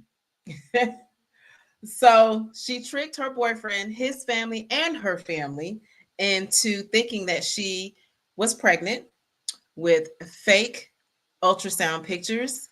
And what she did was she went to this website that sold baby dolls that looked real. She got one, and that was her baby. So it gets a little, because sometimes you reading the story, we're looking at the story, and she did sign a deal with Netflix to do a documentary, of course. So that's in the works. But looking at the story, listen to the story, I thought the family was in on it, because I'm like, how did you hold the baby and didn't know it was a real baby? But one of her cousins did say that she always had the baby swaddled, like in a bunch of blankets, and she would let them see and hold the baby for a little while. And then, of course, the baby was always asleep. And then she would take the baby back. So she was going in. She has, so on her page, she has all the baby shower pictures. She has the baby in the $1,000 car seat that the father's family bought for her. I don't know how she opened the baby doll's eyes, but she took a picture saying, "Oh, now she's up, looking around and aware." Like she was going in. But she never allowed. So a couple of questions y'all probably have. The father was never in the emergency room when she had the baby. And I didn't know that there's a law that, you can request for the father not to be in the room with you. I didn't know that, because most people want the father to be there. So he wasn't in there. It's just crazy. You guys have to check it out. You can look it up. You can Google it. Right. I'm with you, Katrina. What the hell? Because bruh, she was posting pictures with her baby bump. I think we're saying that because, as us, we want to change the baby and feed the baby and, hear the baby, make some type of sound. Right. But this is a trend. This is happening all over the world. This is a new trend that women are faking pregnancies with these fake baby dolls that look like real babies. Or they're using the prosthetic belly to fake their pregnancies to get money out of the men. Right. And then eventually saying that they lost the baby. Or yes, please look her up. It's Kira, Kira Cousins. And you'll see a picture. You can't fool me because we fucking through the pregnancy. Like what the fuck? No, because she said it was a high risk pregnancy, so she was not able to have sex during her pregnancy. You think you're gonna tell me I can't eat? I mean, she had a rebuttal for everything. This girl was prepared. That rebuttal ain't gonna work for me. How you responding to that, Nu? How you responding to what, Randy? How you responding to that? To her telling me we can't have sex? Yeah. Let me be respectful. The fake pregnancy, all of that. You finding out like because you get caught in this, and you did. What's happening? I'm getting Trina and Sharice and Jack, and I'm like, this what she did to me, and I'm letting my family do what they think. But you can't get me in that though. I'm skeptical on everything. I distrust everything. You're never gonna get new in that situation. Because if I ain't seeing your stomach, I like trying to say we got you. Exactly. Stay with me if you won't. My cousins will whoop your ass. And when the story came out, let me add some more. I'm sorry, Nu, but when the story came out, more people were, commenting on it. So she's done this in all the cities that she's been in. This is not the first time she's done this. So she's ran with this story. Right. She's ran with this story in other cities, faking like she had cancer. Her mom had cancer. She was pregnant. She got 2 kids. She had 2 babies. Like she's just on a roll. Yeah, it can never be me. It can never be me. Because I am working my way to becoming the ultimate man I want to be, where I do trust women, where I do look at things in a certain light, as a man should. But I come from a background of, man, bitches ain't shit. So that's going to trigger my past. I'm going to have a trauma response. I can't see your stomach. We can't have sex during the pregnancy. I can't see this. It's going to trigger me back to a trauma response. I'm like, bitch, I'm going to turn it too short. You're going to bring my too short out. You know what I'm saying? It's going to trigger me back. I am a work in progress. You can't do shit like that with niggas who are still a work in progress. You can do that shit to the happy-go-lucky motherfucker. You can't do that to me. My Randy, what would you do in that situation, Randy? If you were just to find out. Randy, the same nigga as me.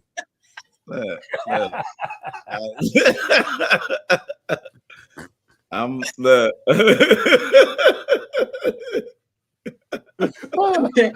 I'm saying, I'm gonna need evidence, but this is what I see, and this is what us men need to realize is that, you don't lie unless you're starving for attention, right? So that's number one. And there are certain women, and Jack, you know this too, that is certain women of y'all that starving for attention, right? And y'all feel like the most attention that I make, I can attract more men to me, right? And a lot of them. I got 5 sisters, and all my sisters, I know 3 of them listen. Y'all know I know this because I learned this from y'all, right? From being around y'all. And people build fake worlds when they feel bigger worlds when they feel like their world is too small.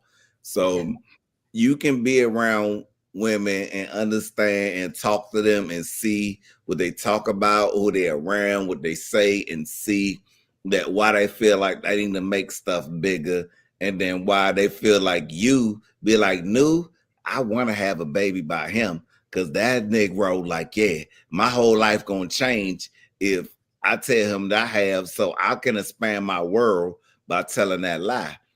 And, so I see that's how that happens. But, man, no, we've been there. We see that. We know, like, when it's real. Like, right? Like, nah, Slayer. You know what's wild, though?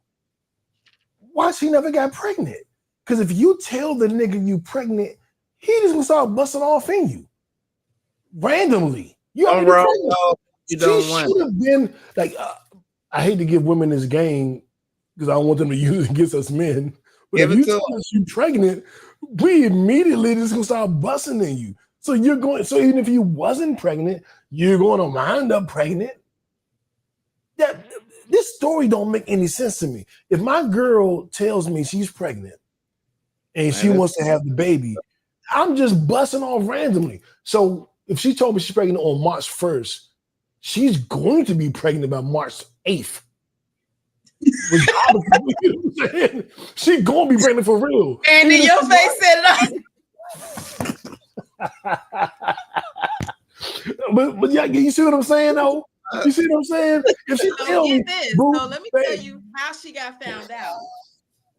The girl that left the baby doll on the floor, the mama thought the baby had died. You know what? I don't want to be superficial on this, but like when I looked it up, I was like, I'm a baby. Don't say it. That if listen, you better listen to that queen over there. I'm all right, let's move on. What's the next story? What's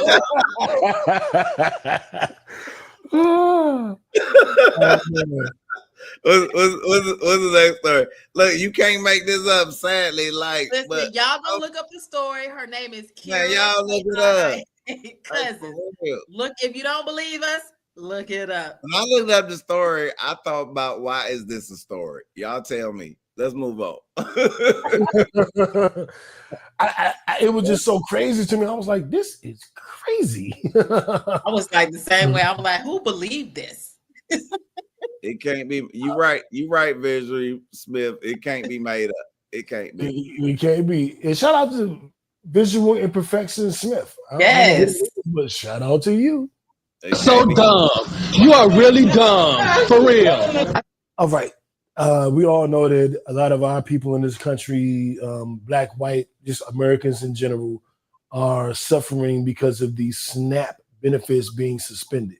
ABT. And we know that there was a judge that said, hey, well, I want to explain what's going on. And my bro broke it down to me in a way that I was like, okay, now I get the total picture, because I was a little off in my assessment.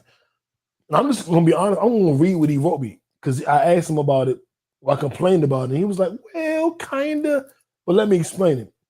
So what I want to do right now is just give you guys a proper understanding of what is going on with the SNAP benefits, which is like food stamps, etc. So a judge in Rhode Island was like, Trump, I'm gonna give you a choice. A, you have an emergency pot of money that's already been allocated as emergency funds for food stuff. There's not enough there to pay all that people are owed, but you can tap that and pay partial SNAP benefits. Or you can fully pay people SNAP by moving some money from another place that's not approved by Congress for SNAP funding. Trump was like, I'll go with A and pay partial. Judge was like, now I think about it, actually, no. You need to fully fund the shit. Pull that money from wherever you got to, but make sure you pay these fucking benefits. Trump was like, wait a goddamn minute. We can't just start robbing Peter to pay Paul. The law is clear that SNAP can only pay out what Congress has appropriated. The Supreme Court, he's like, Supreme Court, can y'all jump in? And, he packed the Supreme Court. So he's like, hey, my niggas, get my back. And Ketanji Brown came in and was like, okay, time out. Let's slow things down so the lower courts can work this out. It's a little dangerous to set a precedent that the court can direct the administration to raid the coffers of other, programs outside of congressional process. So let's just wait and let's chill and figure out the best solution. I was so angry at Ketanji Brown. I was like, this bitch. And he was like, no. She didn't do what you think. She's just saying, let's figure it out. Mm-hmm. She's saying, let's stop and think a little bit. And I was like, oh, okay. I do still feel for all my, because it ain't like all black people on welfare. So they're not my people, our American people who are going without right now. I know what it's like to go without. So I legit feel for them. And I hope this can be resolved sooner than later. Because if you ain't got no food, like it ain't a thing that can really wait. You know what I'm saying? If you in a position that you in your house and there is no food in your house, you can't go, well, let's deliberate. Let's allow the government to take their time and let's figure it. You ain't got no food, you hungry. What Tupac say? When you see the government behind a closed in a hotel room with all the food and you ain't got nothing, knock him. Hello, I'm hungry. And then you go, hey, man, I don't know if you hear me, but I see y'all with the food. I'm here. I'm hungry. Y'all playing with the food, throwing salami around and shit. Got pieces twirling in the air. You don't even need it. And then you try to sing your way in or rap your way in. We are hungry, please let us in. We are hungry, please let us in. And then you go, I'm coming through the door blasting, taking food, motherfucker. Like, that's where we at. And it's November the 9th, 10th. And if people haven't gotten their money, you know how we live check to check? Some people live benefit to benefit. So there are some people who ran out of food on October 31st, and then it's now November 9th.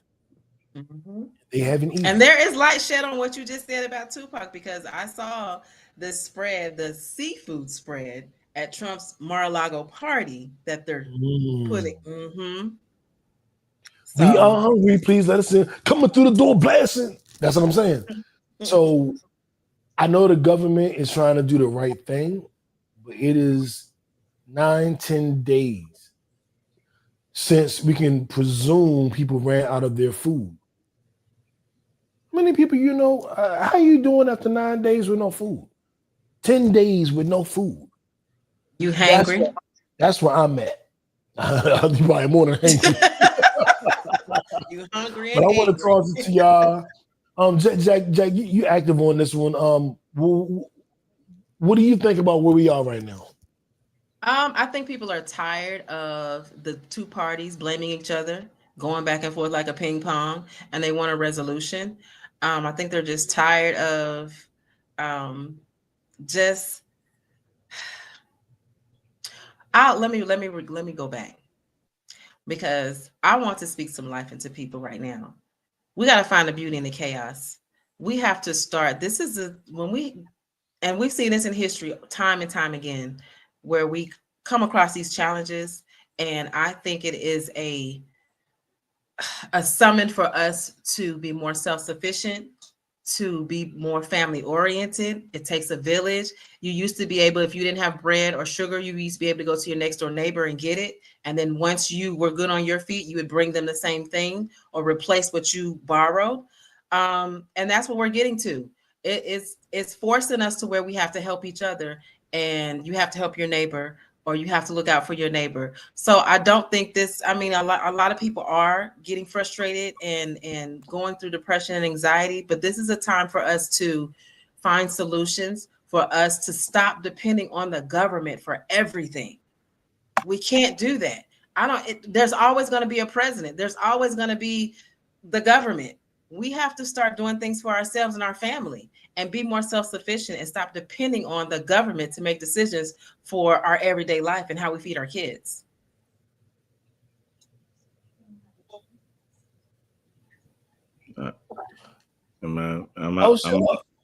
Just real quick, man, then I'm throwing it to you. Shout out to Stevie, man. Stevie, happy birthday. Happy born day, Stevie. You were about a year behind me. Pause. And but happy birthday, man. Thank you, Katrina.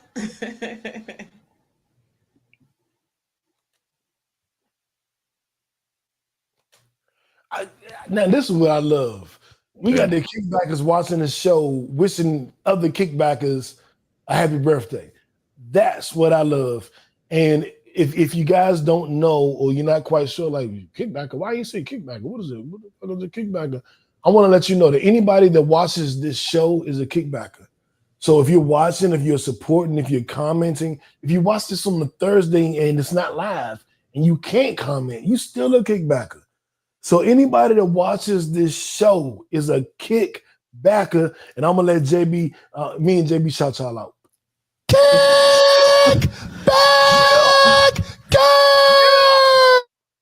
Kickbackers, we love you. We appreciate you every day. Every day you're here. You know what I'm saying? Every day, every day. Randy, talk to us.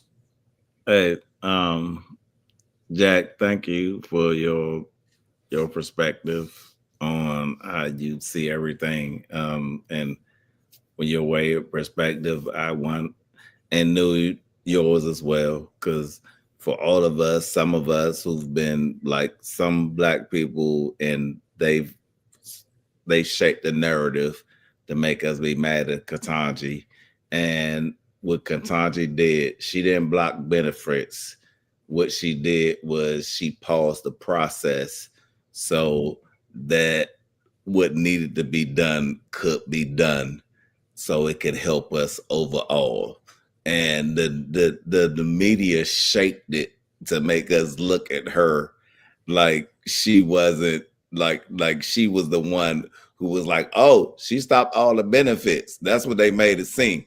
And no, what she did was she sped up the process to stop them from the Trump administration being able to pause the benefits, to not pay the benefits. And what she did was her job is that it came across her desk. And if she didn't do that, then it went to the Supreme Court where they had to vote. And if they had to vote, they would have voted for him. But because she took it and did what she did, she kicked it back down. So now y'all, she's actually helped to speed up the process so we can get what we need to get done. So all y'all don't fall for the fake. Don't fall for the fake. Ketanji did what she needed to do so everybody could get the benefits that we need to do. This was a move about paperwork, not politics.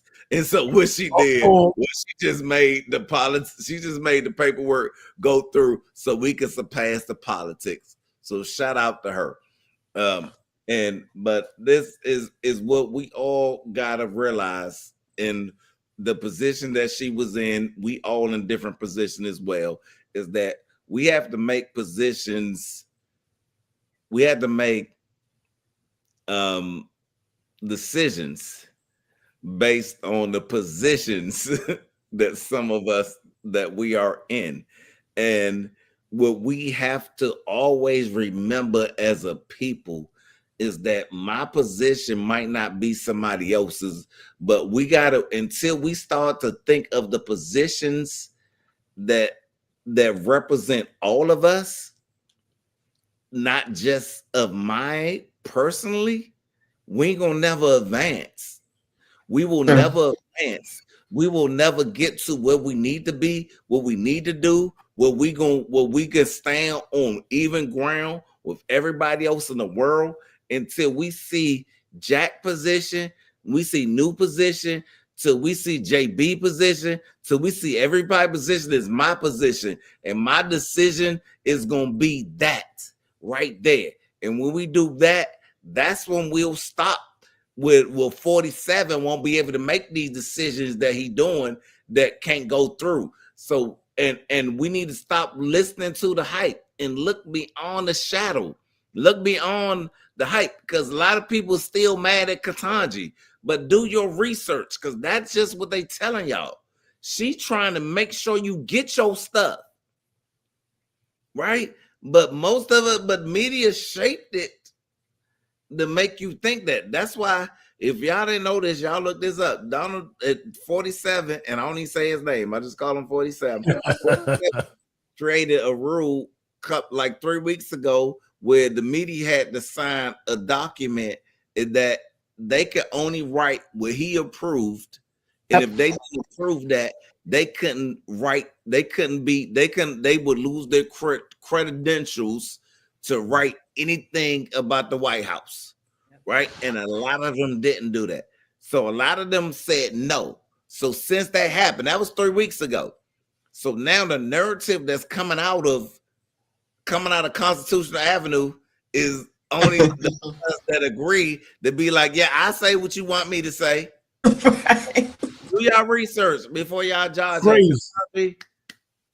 And please, another thing, y'all. She sent it back to the courts that first denied him. When he said he wasn't going to do it, the court that said, like, no, you got to do that. And he was like, nope, I'm going to go to the Supreme Court. Well, they're going, because I got all my people there who are going to tell me that I got to do it. And because I was like, nope, you know what? I see the loophole, it hit my desk. I'm going to send it back to the people who said no in the first place, right? So now y'all can't do that. Pay them people their money. Ketanji, respect. Yes. Respect. So don't fall also. So now that she's done that, Randy, I see that now Trump wants to give out these $2,000 checks. Y'all don't fall for it. Don't fall for it, y'all. Oh man, most of these most making people, we got people in our family. They're gonna take that $2,000 check and be like, give me that money. That's what he promised us in the beginning. He said he gonna give us $2,000. I'm going to the club. Right. This is crazy. Trump gave me money. What did Obama give me? He gave you freedom. He gave you Obamacare. He gave you health. Exactly. You got $2,000 to go to the club with. Like, come on, people. I ain't got nothing to add to that. Randy preaching. Church. I'll add church. Great. You right, church. They be broke in the same day. And be back complaining about what they don't have. Exactly. And as we end up out of here as we close the show. Yep. And this has been a great episode. Yes, it has. The Welcome back, chemistry, Randy. I love hey, this welcome back. energy. The chemistry has not changed. This is it just feel good. When it feel good, it feel good. Yeah. So I want to thank y'all for tuning in. I want to thank y'all for supporting. I want to thank y'all for sharing, because if you haven't shared, share the episode. You know what I'm saying? If you haven't told anybody, tell somebody. I want to shout out to the new people I seen here tonight. I seen Stevie, the Visual Imperfection Smith. I think I saw Ashanti in the comments. I don't want to get her in trouble with Nelly, but I did see her in the comments. I'm just saying. You know, I'm just I'm just putting it out there. You know what I'm saying? And I want to thank you guys for tuning in every week. I know there's our biggest fan base is in Georgia, which was hard to do because being from DC, it was like our biggest base was in DC, Maryland, Virginia, and then we eventually got it to Georgia where I live now. So shout out to all my AT aliens. Gambia back. Gambia, we still love y'all. Gambia, come back. I want to shout out. Thank you, Katrina. Eli says, I want to shout out Cali and Texas. Like, I don't know what the hell going on in Cali and Texas, but they are definitely showing us a lot of love. Thank y'all. Oh, appreciate you, Trina. Appreciate you. They definitely showing us a lot of love. Yes. DMV. Oh, DC born. Okay, DC. That's what I'm talking about. All of us. We get the whole town in here. You know what I'm saying? Right. And I hope that we give you something that allows you to have a great week, leading to a great month, leading to a great end of the year. We're in the fourth quarter. I'm going to tell y'all right now, my agency is offering a trip to Nazook, which is not 5-star. I know you've heard of 5-star. No, a 5-diamond resort on the beach, on the ocean in Mexico. And if I qualify for that trip, when you qualify. Thank you, Jackie. When I qualify for that trip, I would have made every financial goal that I've set for the year. And when I'm at 198, when I get under 190, I would have met every physical goal that I set of the year. So my goals are to qualify for this trip and get under 190 pounds by New Year's Eve. I'm putting it out there in front of y'all because I want you to hold me accountable January 1st. Nigga, did you do it? I am. Or nigga, was you bullshitting? So hold me accountable. That's for Randy. That's for Jackie. You know, Jack is especially on the fitness part, but that's also for all you kickbackers. Ask me, next week. You 198 on Sunday. Where you at? 197, nigga. 196. Where you at? Oh, you 200. Like, call me out. Hold me accountable to greatness. I don't mind you calling me out because I want to do it, and I might need you.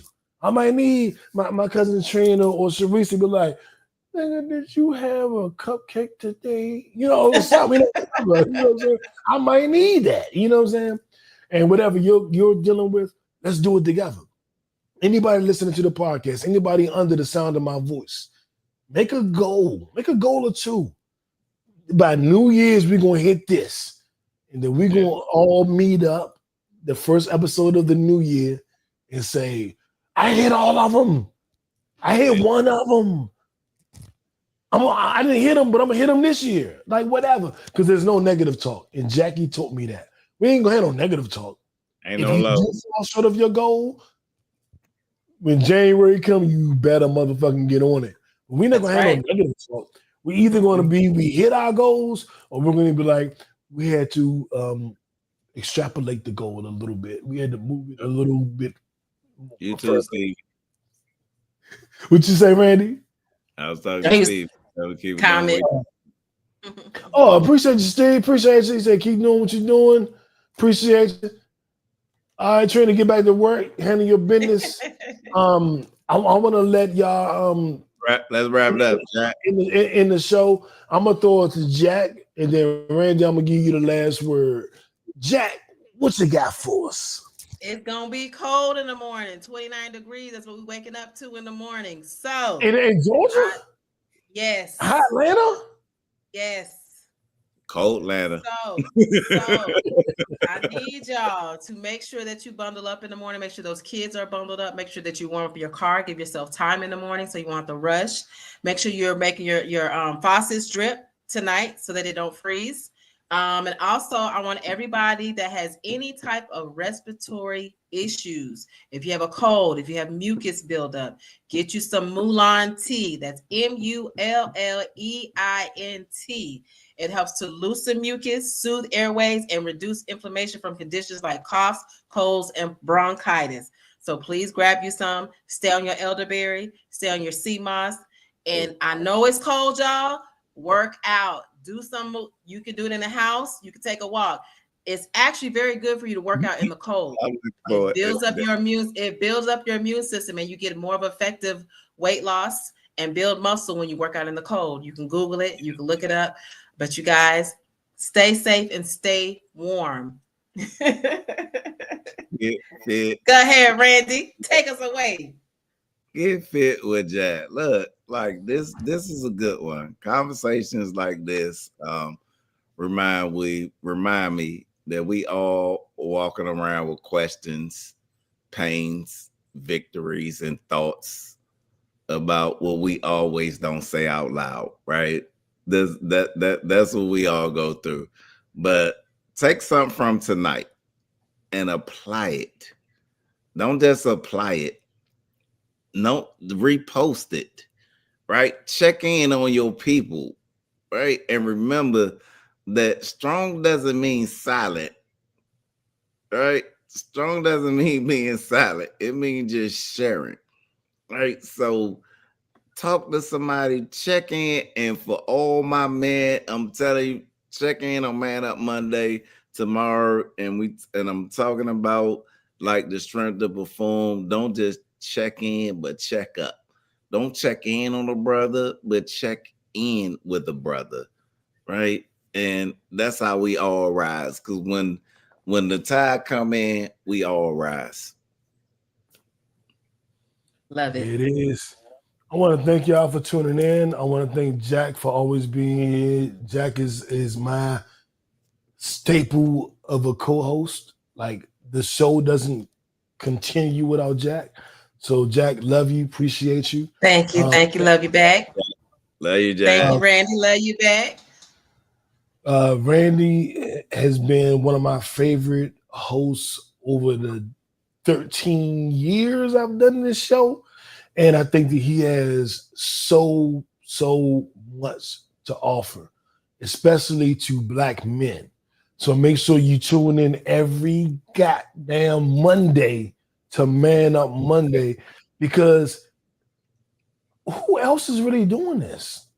Who else is like, man, I got you. We're going to talk. We're going to figure it out every fucking week. Like, who else is really doing that? I mean, there are others, and shout out to them, but it's my family doing it. So extra shout out to him. That's right. You know what I'm saying? And I appreciate everybody that tunes in, all the family that tunes in, all the friends that tune in, all the strangers that tune in. There are people tuning in, comment. I don't know who they are. Right. I know these people, but we love y'all. And we love you. Oh, and y'all. it's contributing to the conversation. And I want to encourage the people in in Gambia, Randy's favorite country. Gambia. Gambia for life.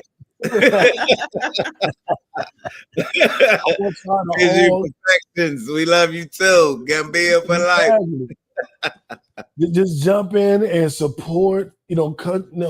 Even if you don't think we understand the language, I know that you can at least send a positive word. Thank you. Shout out to you. Oh, I like this. Don't worry about us not. There's too many countries that listen to us that we're in the top of their nation. Like we're like in the top 10 in multiple countries around the world that I wouldn't even think speak English. So Right. y'all need to start responding. Watch the show live. It's Sundays, 7 p.m. Eastern Standard Time, USA clock. Watch us live. Type in your comment, have it translated to English, and let us respond to you.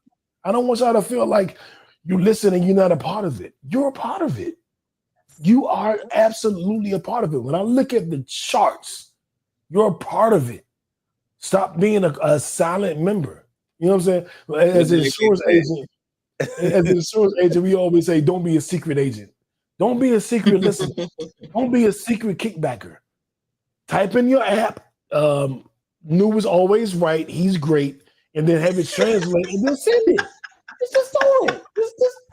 Just do it. But I want to thank y'all. And again, thank you, Jack. Thank you, Randy. Shout out to BJ. Keep it cool, man. Pimp. Rest in peace to Young Bleed. Rest in peace to Marshawn. My Cowboys.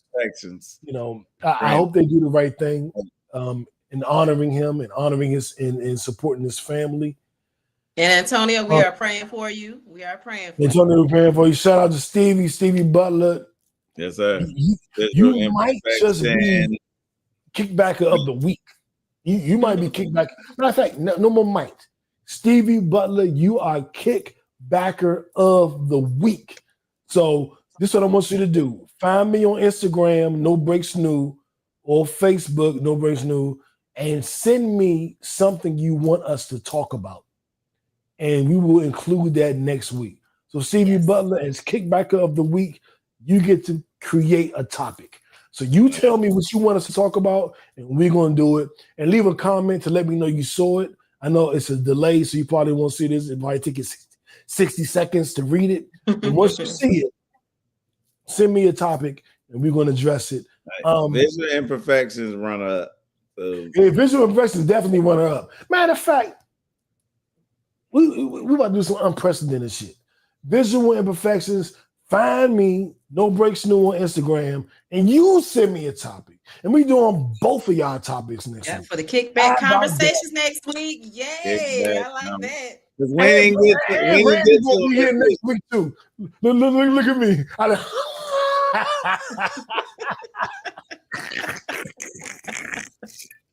I promise you he gonna be here. I voluntold him. He don't even know it. I didn't volunteer him. I volunteered him. We got two visual imperfections. All right, man. Look, y'all enjoy y'all. We lost tonight. I'm out. We lost too. Jackie lost. You lost. We all lost. But enjoy the rest of your night. I won tonight on the podcast, though. That's right. That's right. Love y'all. Check me out tomorrow, man. Up Monday. See y'all next week. That's right. All right, that's a good one. Peace. Peace.